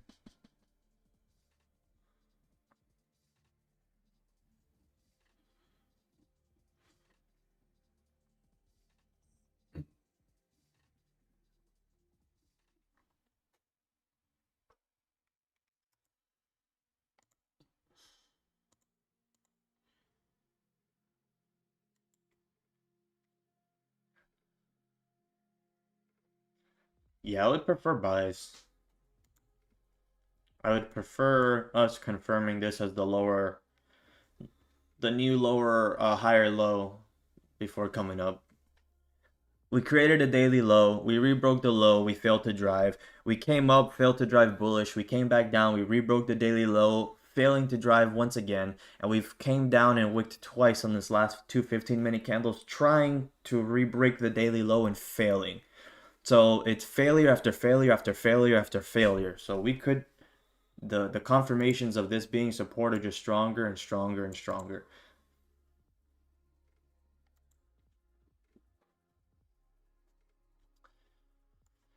So this could be some nice buys coming up here on the flip of this 5 minute, which would be a flip of the 15 and the 30.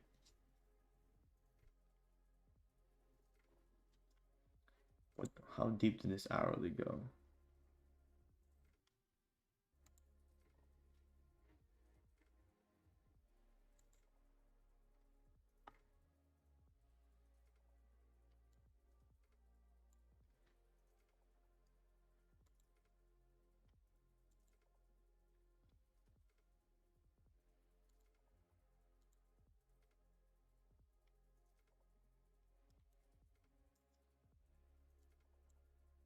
I want this to be down here. Looks like we might be scooping on the 5. This 5 just opened up. Give us a bottom wick and then flip bullish. And then I can take a buy stop here.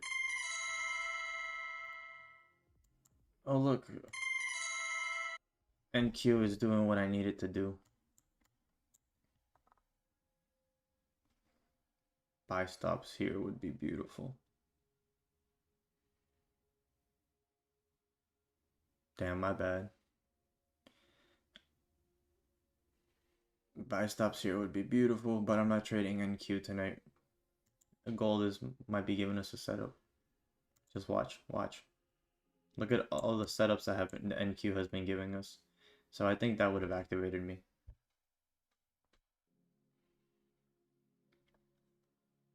We'll come back to it later. Look at that pop. Later. That's already 8 pips. So we rebroke the low again. This time we actually closed below on the 1 minute and faked right back into range. So let's be very careful here.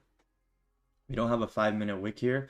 This 5-minute candle came up without a bottom wick. Try to grab a wick for this candle, and now if this starts to flip bearish and starts to come down here, it's gonna start to invalidate the buys. So I gotta be careful. It might mean it needs more liquidity before coming down.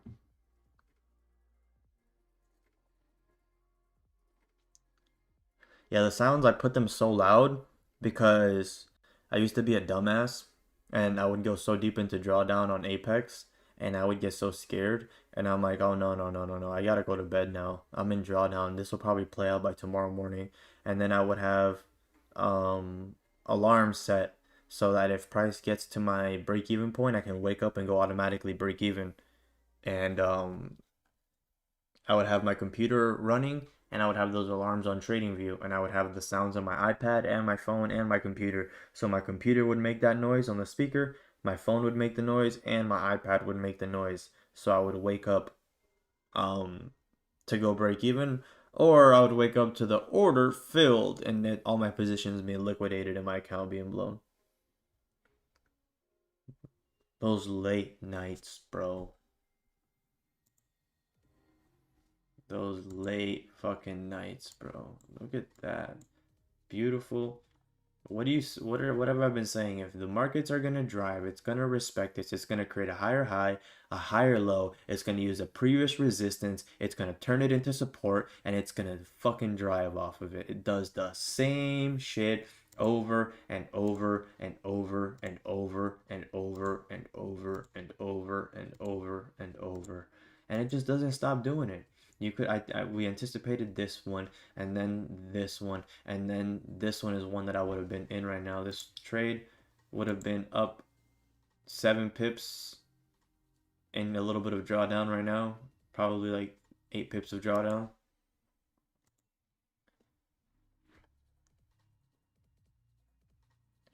Yeah, bro. Yeah. The thing is that you have to really get super deep into your system to the point where I'm looking for the same EMA, trending EMA. I'm looking for the same closures above or below. I'm looking for the same structure being formed on the 1 minute, the same structure being formed on the higher time frame. I'm looking for structure, trend, structure, 1 minute entries. Trend, structure, 1 minute entries. Trend, structure, 1 minute entries. I am a trend trader. I trade with the trend. So I look for the market to start trending. I look for structure to be formed like how it should be to confirm that it is going to be trending. And then I take my entries on the 1 minute. But like I was like before I'd be like, oh yeah, I'm gonna take this 30-minute flip. And then like if we were taking this 15-minute flip bullish, right? How much drawdown would you be in right now? You would have gotten wicked into this 15-minute and then you would have been in 20 pips of drawdown, just chilling in drawdown right now, probably taking pineapples, trying to get out of the trade. Um, but why didn't I take that 15-minute flip? Because the smaller time frame is telling me that we're just consolidating here. We're respecting these minor supports and resistances. So there's no reason for me to take that 15 flip bullish unless you're taking that wick entry at the bottom to where you can be break even by that 15 flip, right? That's a higher probability trade. So that gives the market the attempt to flip, and you're already break even by the time it's trying to flip. And if it doesn't flip, you're break even. But if you're all the way up here giving it an attempt to flip and it doesn't flip, now you're in drawdown.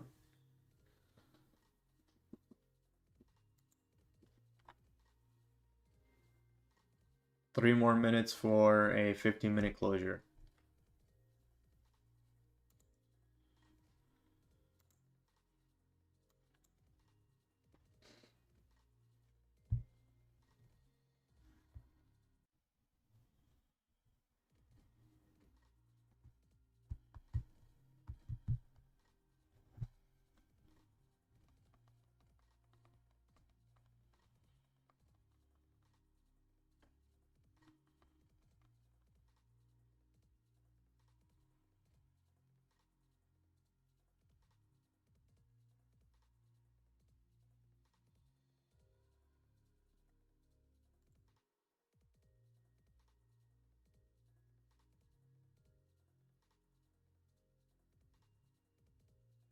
Tell me you're just gonna consolidate all night.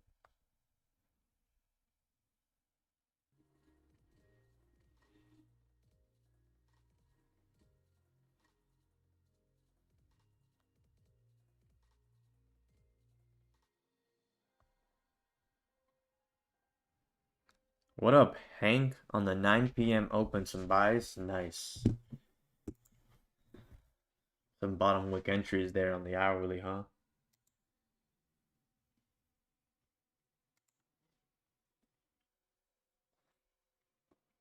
It's not a bad trade. If it were to keep coming down, though, the next area is pretty far for my liking. It's 89 pips away, 79 pips away before I would be able to take some more buys. Yeah, I'm on both Top Step and Apex. I have a 50K funded on Top Step, and now I'm trying to do this 150 on Apex. I'm not gambling them though, I'm taking it slow. So then I can copy trade them to my live account, and I'll be able to trade Top Step, Apex, and my live account. And then all I have to do is look at my live account and copy trade them to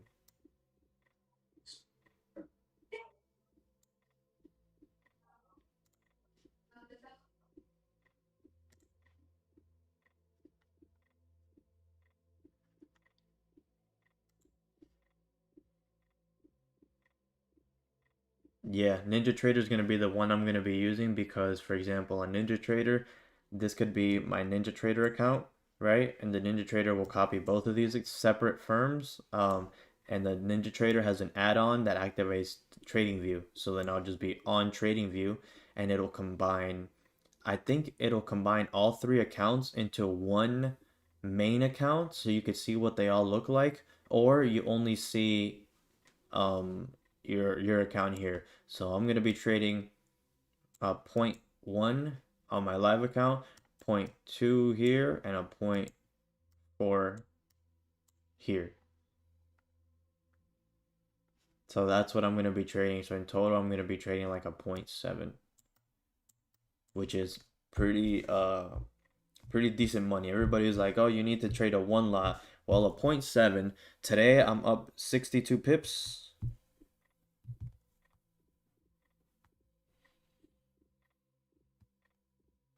That's wait. That would be 434 bucks, right? A 0.1, 62 pips is $62. So yeah, so times 7, that's $434 in a day. Do you think that's a little bit of money or a lot of money? Well, think about it, Hank. I want to take it slow, and build a buffer. And if I'm taking it slow and I'm taking 0.2s, so 2 minis and 4 minis and 1 mini in a day across all three accounts, that's 434 bucks. So in total, I'm gonna tell you how much in pips I'm up in the last 5 days.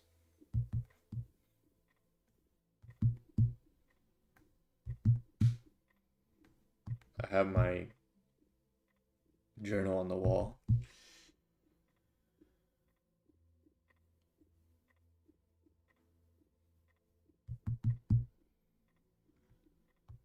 I'm up 360 pips. You're gonna times that by 7. That would be 2,500 bucks in a week. I mean, trading under a one lot.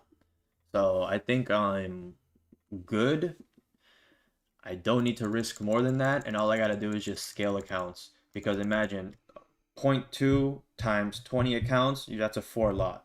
4 lot times 400 pips, that's $40,000, if I'm not mistaken.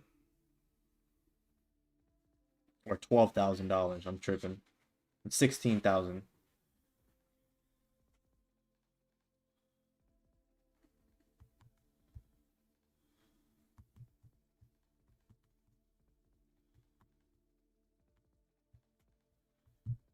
Yeah, 16,000. So I need to get back to journaling, but I'm averaging over 75 pips a day, with most days around 100 to 150 pips. Yeah, bro, I'm telling you, bro. Lower your lot size and just get the payout later. Because if you're taking 75 pips a day, let's say, and you're doing a 0.4, you're looking at like $300 a day. So by the time that a 50K gets to the payout threshold, it'll take you maybe 3 weeks, and you can withdraw $1,000. So imagine every funded account that you have, every 3 weeks, you can withdraw $1,000. So if you have 20 accounts, every 3 weeks, you'll withdraw $20,000 off of a 0.2, bro. Off of a 0.2, 2 micros. So the better I get, the more accounts that I accumulate, the lower the lot size that I'm going to be using. Unfortunately, on Top Step, I need to have a $200 day to withdraw.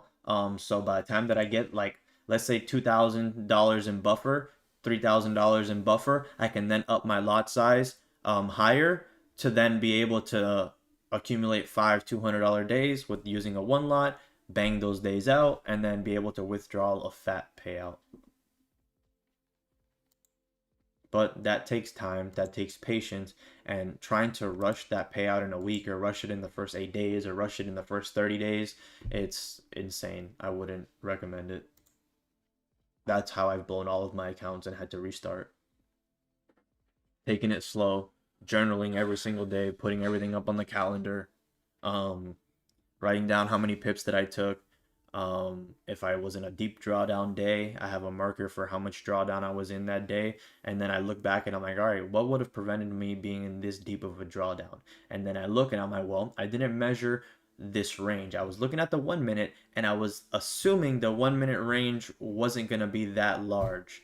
And then when I measured it, it was a massive range, 3 times the size that what I thought, because sometimes the candles look small, but the ranges are massive because of how it's moving. So I was like, oh, I thought my stop loss was gonna be like 30 pips, but in reality it was like 80. So now I'm holding 2 to 3 times the amount of drawdown that I really need. So I wrote that in my journal. Why did I take this deep of a drawdown? If this thing was so steep, maybe I should have had a closer stop loss and then re-entered stacked positions at the bottom to catch that push up instead of holding that full drawdown.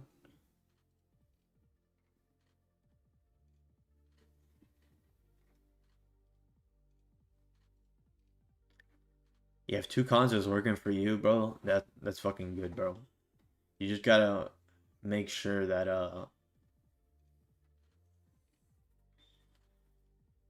the consistency rule doesn't screw you. Yeah, bro. On the 50, that's what I've been doing, bro. You just gotta focus the live as the evaluation account. But I've been blowing to them too much. So I'm thinking if I lower the lot size, I keep them in the background, I completely forget about them. I come back to them in 30 days, and I'm like, oh shit, look, I have fucking 10K in profit in 30 days. Let me just keep going. Come back in another 30 days. Oh look, 20K in profit. Let me take a 10K payout.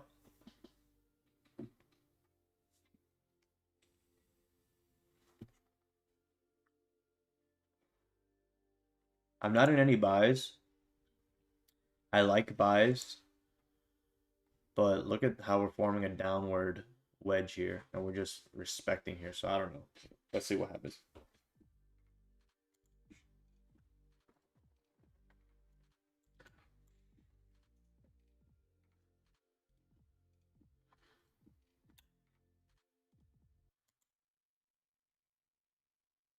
Damn, all night without fucking moving.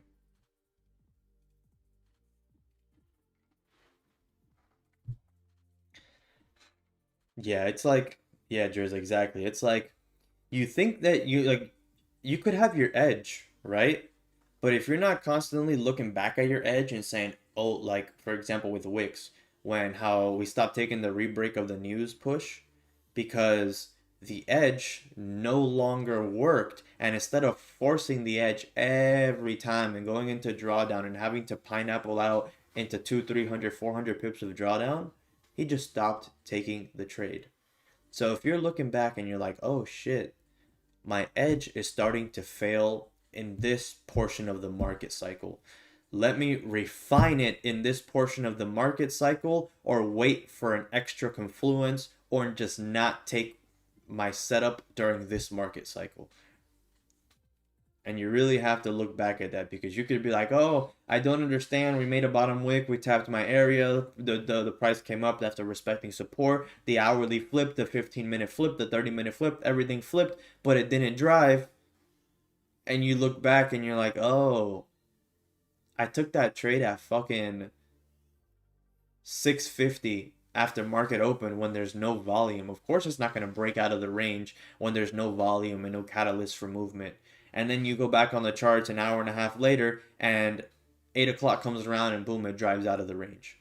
And you're like, oh, so now I know I can't be taking these trades early in the market session that on these higher time frame breakouts because there's just no volume.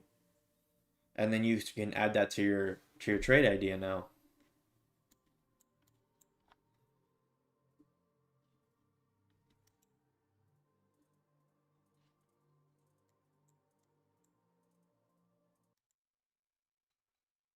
This is just disgusting.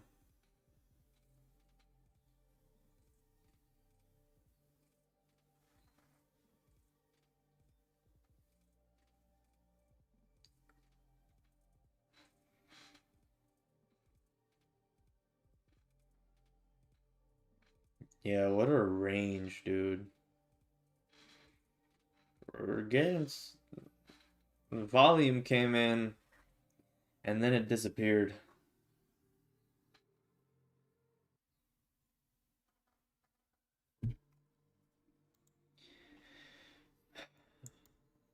Same 20 pip range for the last hour and 30 minutes. Fuck, dude.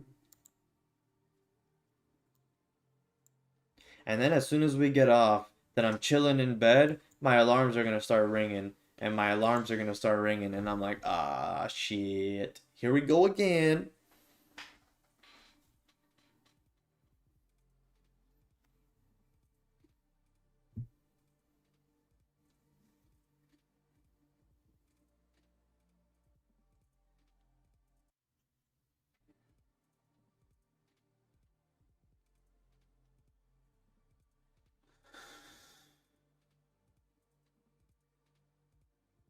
Yeah, it's probably gonna break out during London, accumulate during Asian, and then break out during London. That's what I want to see. Destroy this.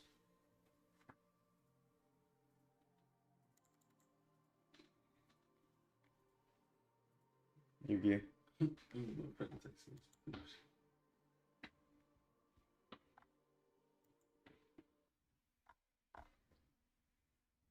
Yeah, this is likely going to come down to these areas here before continuing up, if it is going to continue up.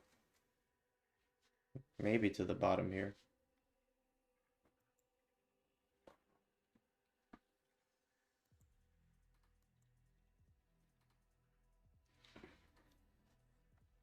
So far, there was only a couple of positions tonight that seemed any decent, which was the sells here, the buys here on that 15-minute attempt to flip. But all of them, this is the only one that worked out, and this failed. There's no other entries that we could have possibly taken, I could have possibly taken tonight. We're just respecting all of these levels here. Last session, I took 30 pips within the first hour.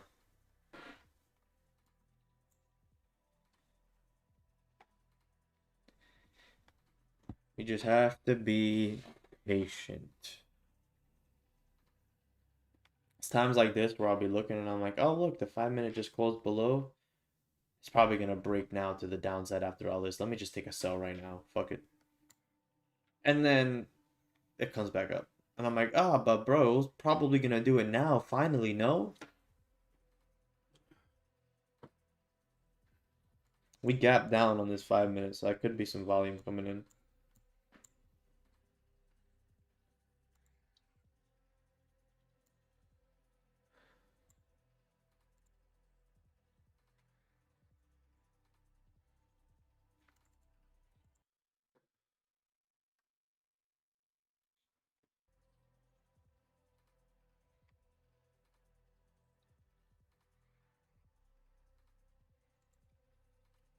Market is doing its market things.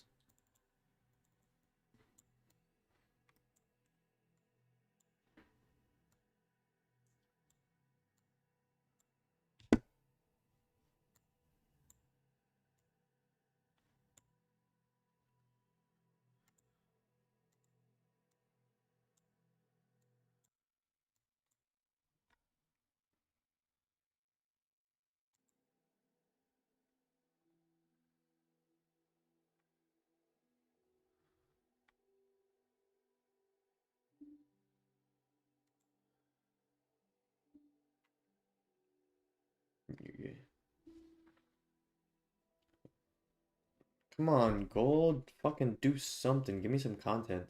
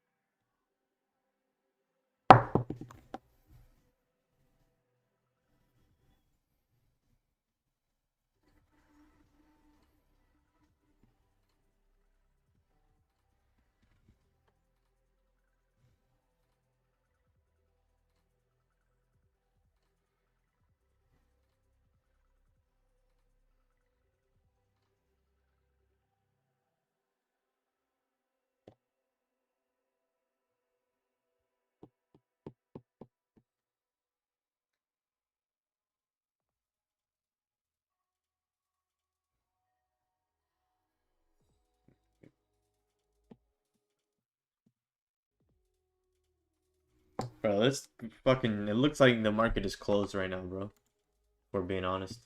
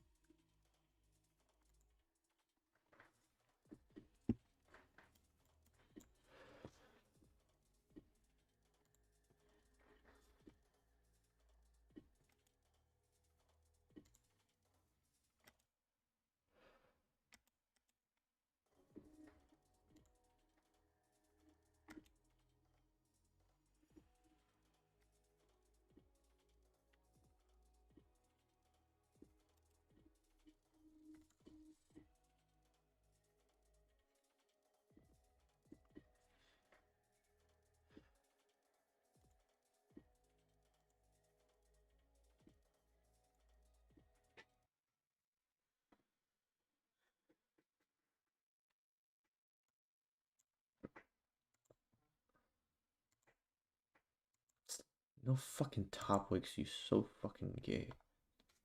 So lame.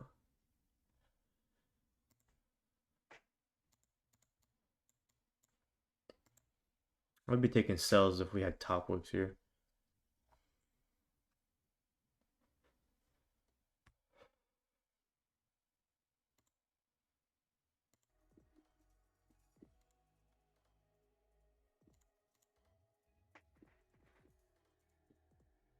Sorry, I put an alarm on NQ and I thought that it would not sound. Alrighty here, alrighty. Where can we reject off of now? Where could our TPs be? We have 23 pips for that level.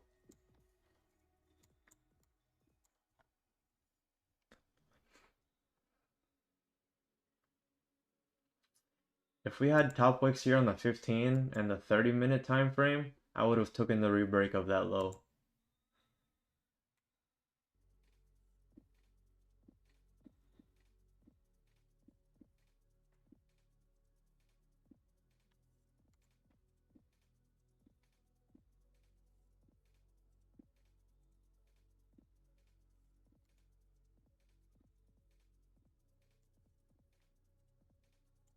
Any of you guys in sales?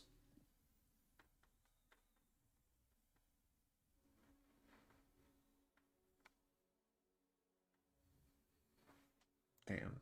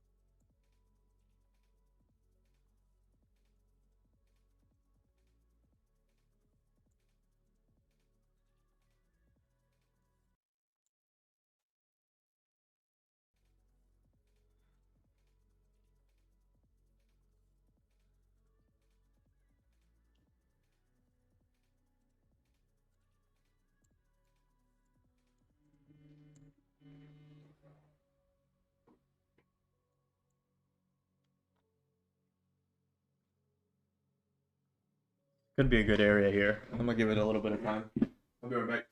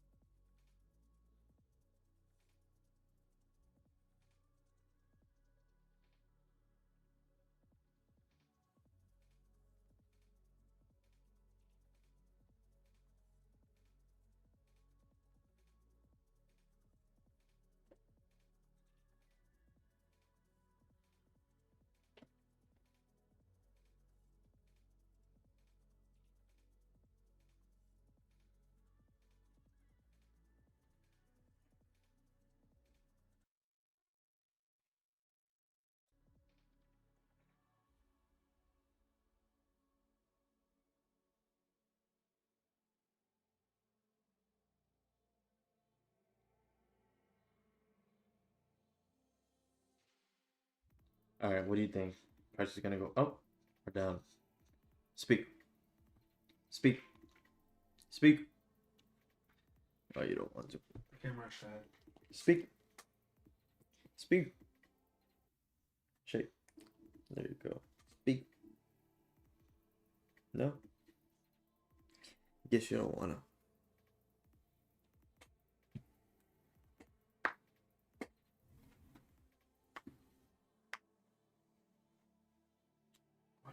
Good. Yeah, rocking a new sweater. Go.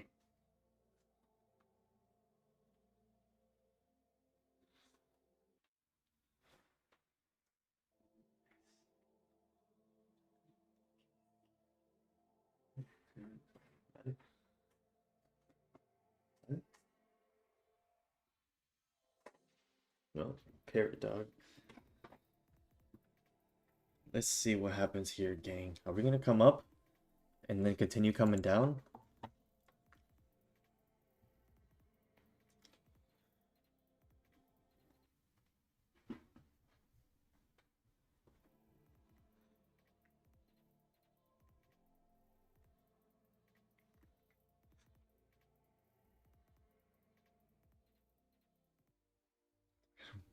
Tilting his head back.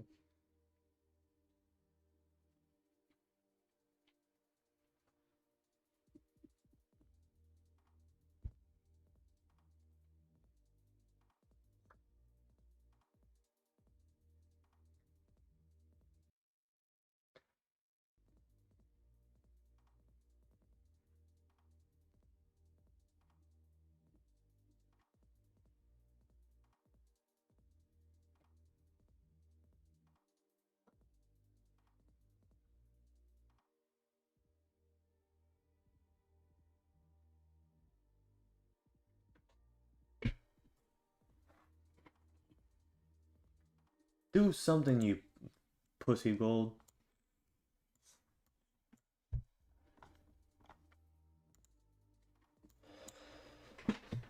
Let's see.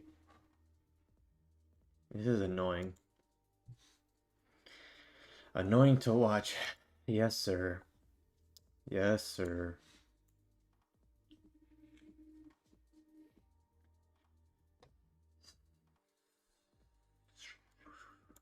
I wanted to take some sells here. I don't think my setup would have allowed me to.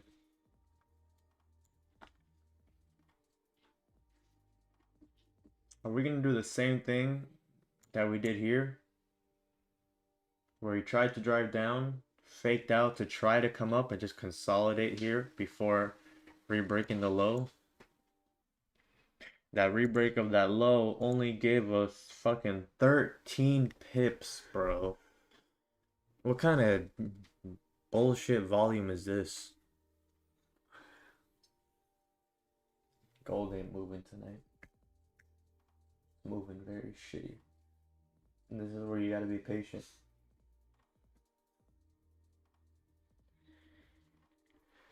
Patient, patient, patient. Patient pays.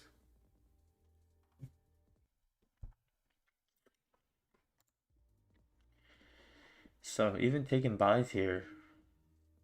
Holy shit.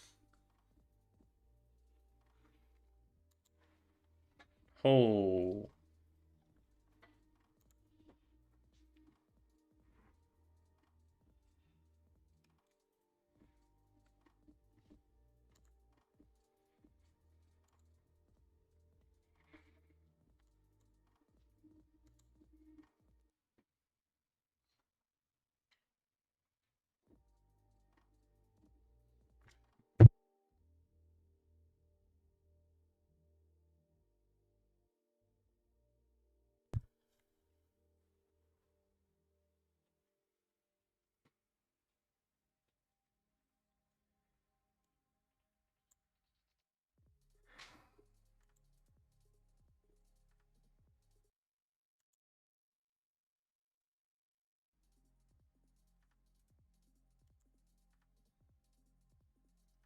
It tried. It looks like it's more likely going to continue down.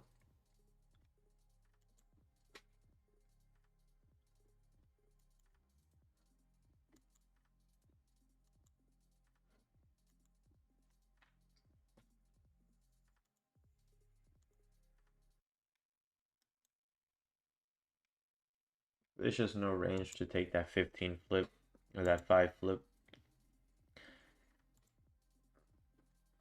No range. Have a good night, brother. Take it easy.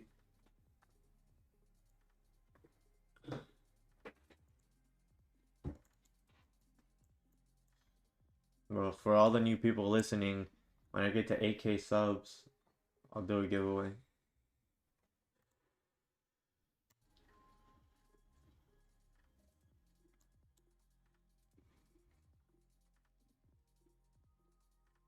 For men, a pocket pussy. For women, the rose.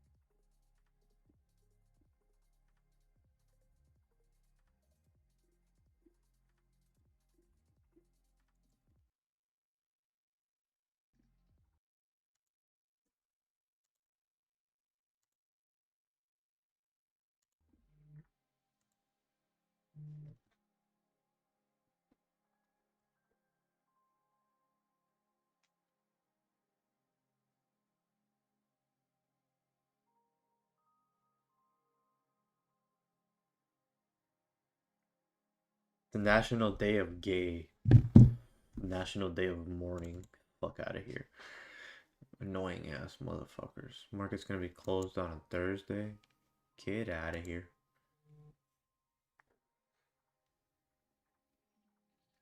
Unemployment till Wednesday. Well, I guess we're gonna have to catch all the pips that we can possibly can. This might be the low of the day. Let's confirm it.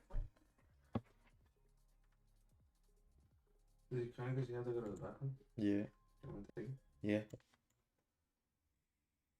Thank you. Look at that flip.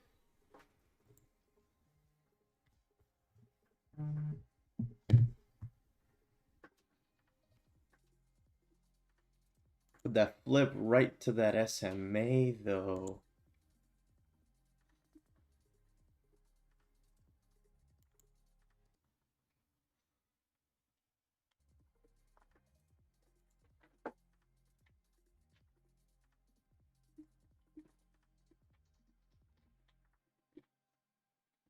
Not good enough for me.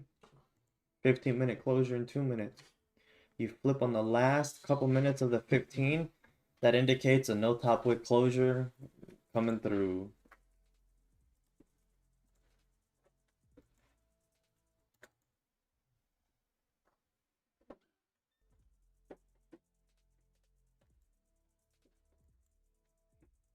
Typical, on brand for gold. Yep. Gold, gold, gold. What have you done to me, gold? What's the DXY doing? I haven't looked at it all night.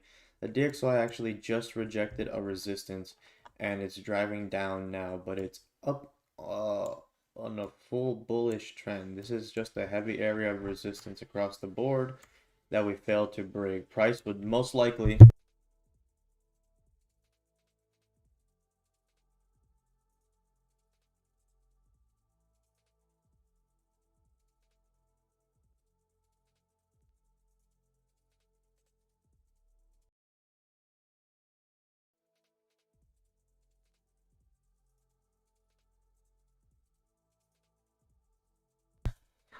um 10 pips out of that, you demand.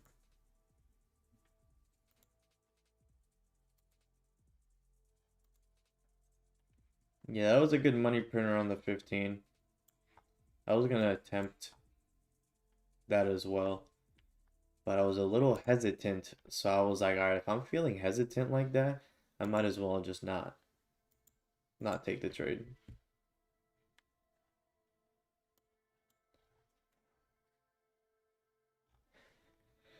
That was a good trade, bro.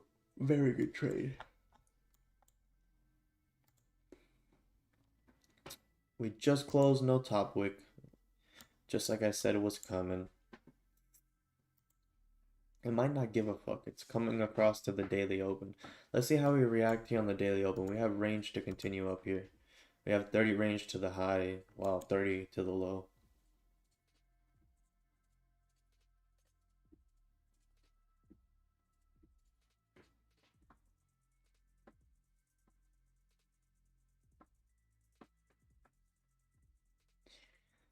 Congratulations. Worked so hard on to vacation. And that was a good money printer. 15-minute, no bottom wick. Candle came down, tapped an area of liquidity, flipped, giving you this. Break even by the time that you fill this wick. You're targeting this no top wick area.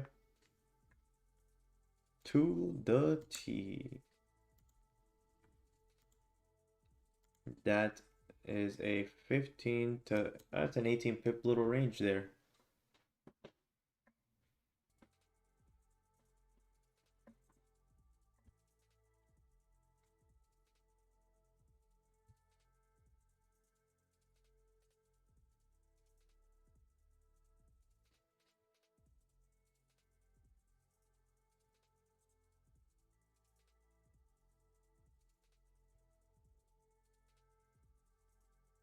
Level we're at the moment is a previous daily close and also like a monthly level. So it's very strong.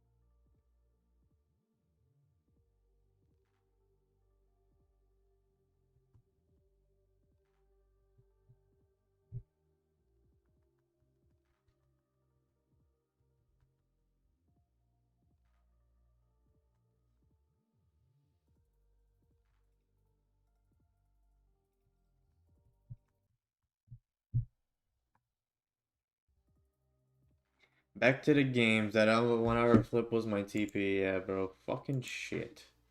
It's the 1 hour hasn't even flipped yet, and we have 15 minutes left.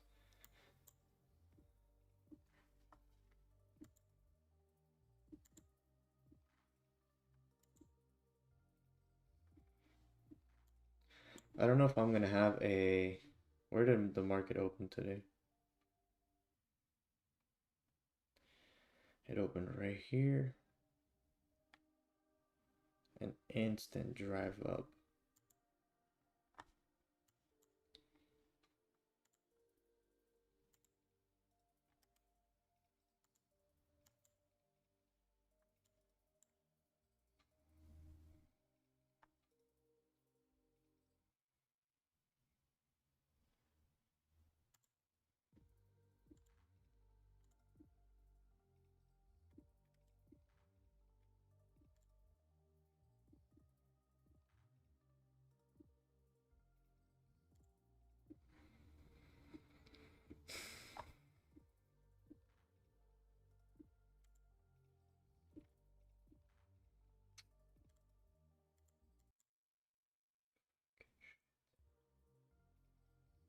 These levels.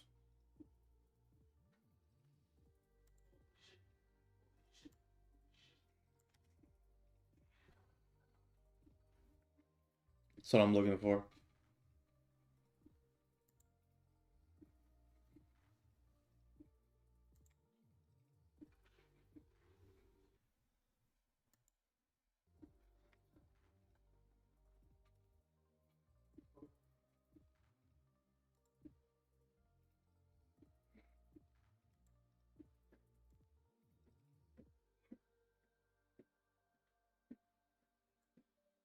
Oh. Oh. Hold.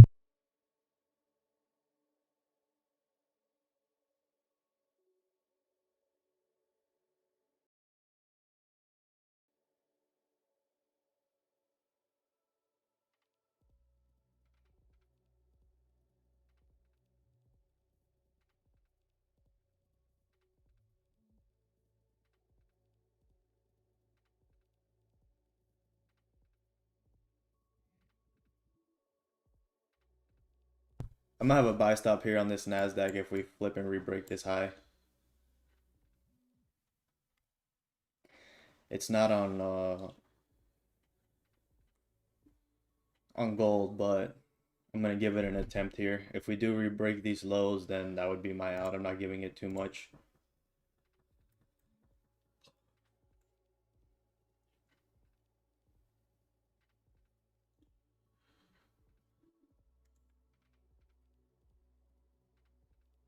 That slipped me a bit.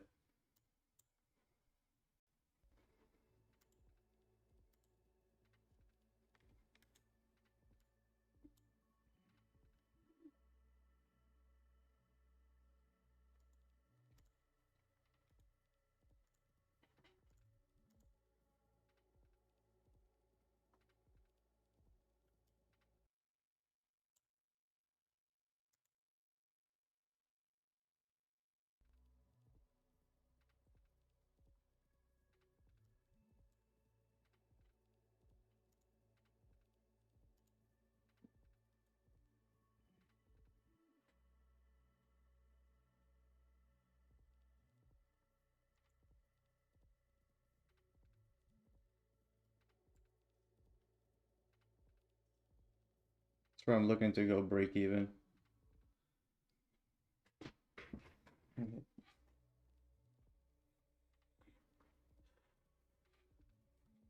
Any of you guys trade the Nasdaq?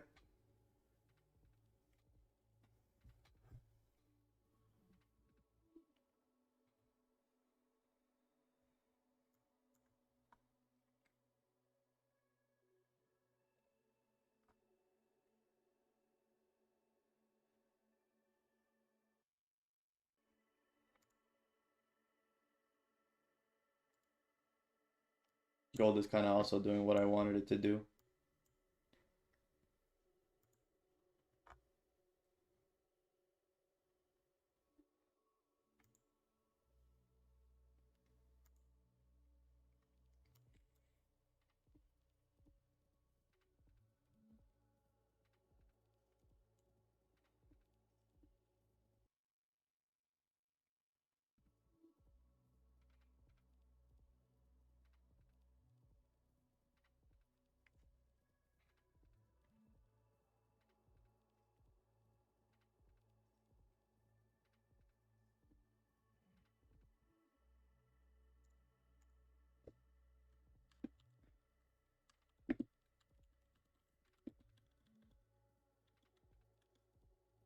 Financial. I don't know how to spell. Is that how you spell financial? No? Let me delete it before somebody calls me fucking dumb.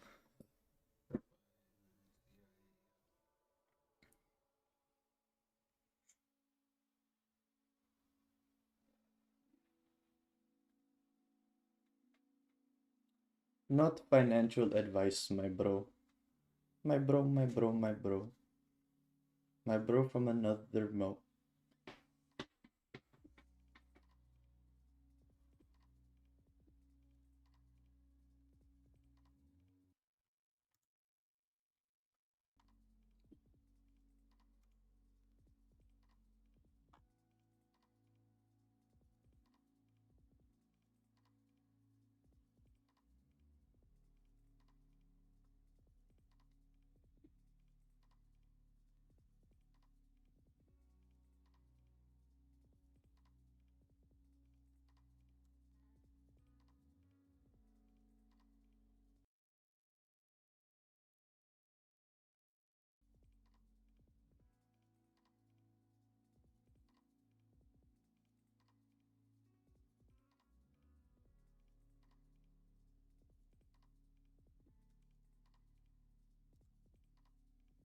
Break even here.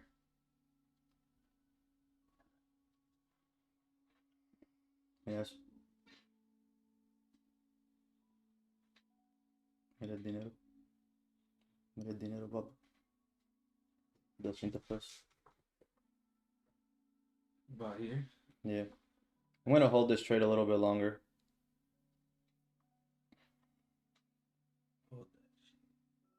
My cousin is like, hold that shit.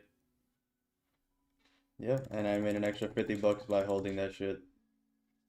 13 or 15 pips. So no, that's 13 pips. I apologize.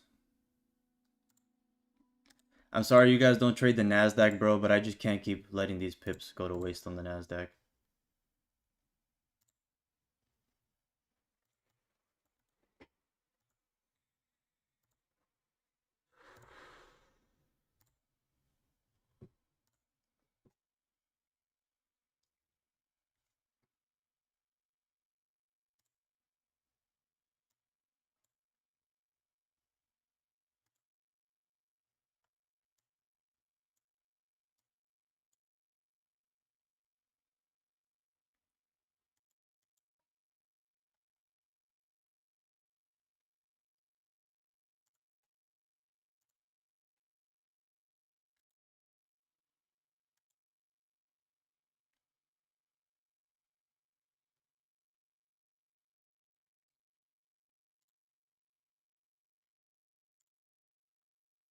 Look at that.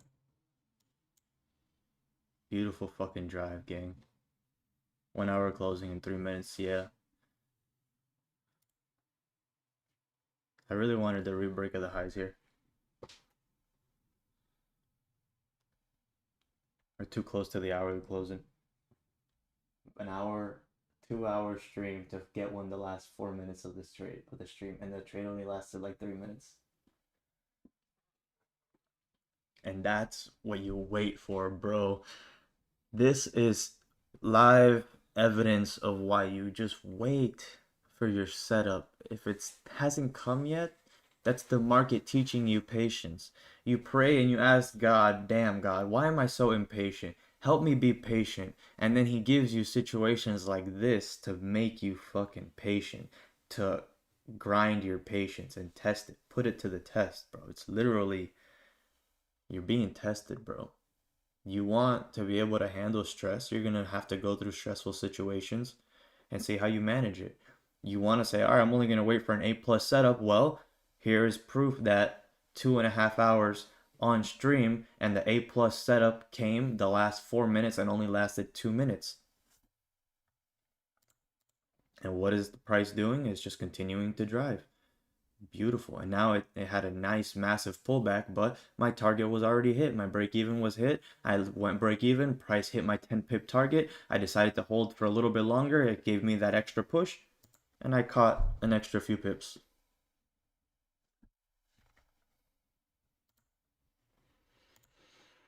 That's beautiful. That's just a beautiful, beautiful, beautiful trade from 75 pips down to 61. 12 Asian. So today in total, I've caught 74 pips. So if I would have hit full stops there for 68 pips, I would have still been up for the day.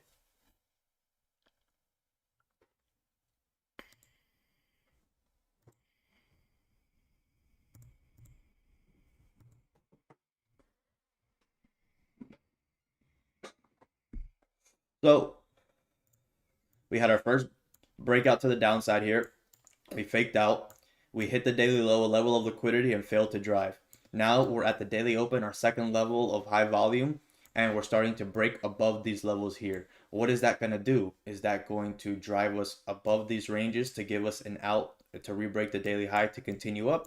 Or is this going to use this as a area of volume to now come back down and finally re-break the daily lows again?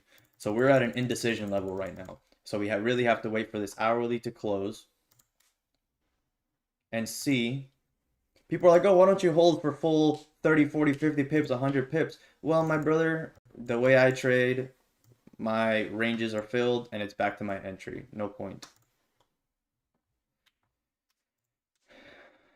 Hourly just closed. We just had an hourly closure. We had an hourly doji closure back into the range. And what that means for me is that I'm going to call it and I'm just not going to trade this range.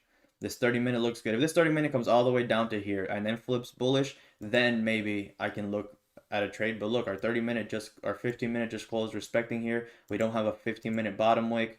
I'm not really liking this, bro. I think I'm just going to call it a stream here.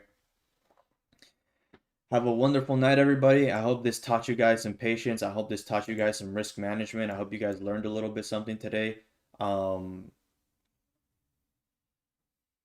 was able to catch 12, 13 pips at the very end of stream here on the Nasdaq. I know you guys don't trade the Nasdaq, but those of you that do, that's a beautiful, quick scalp there.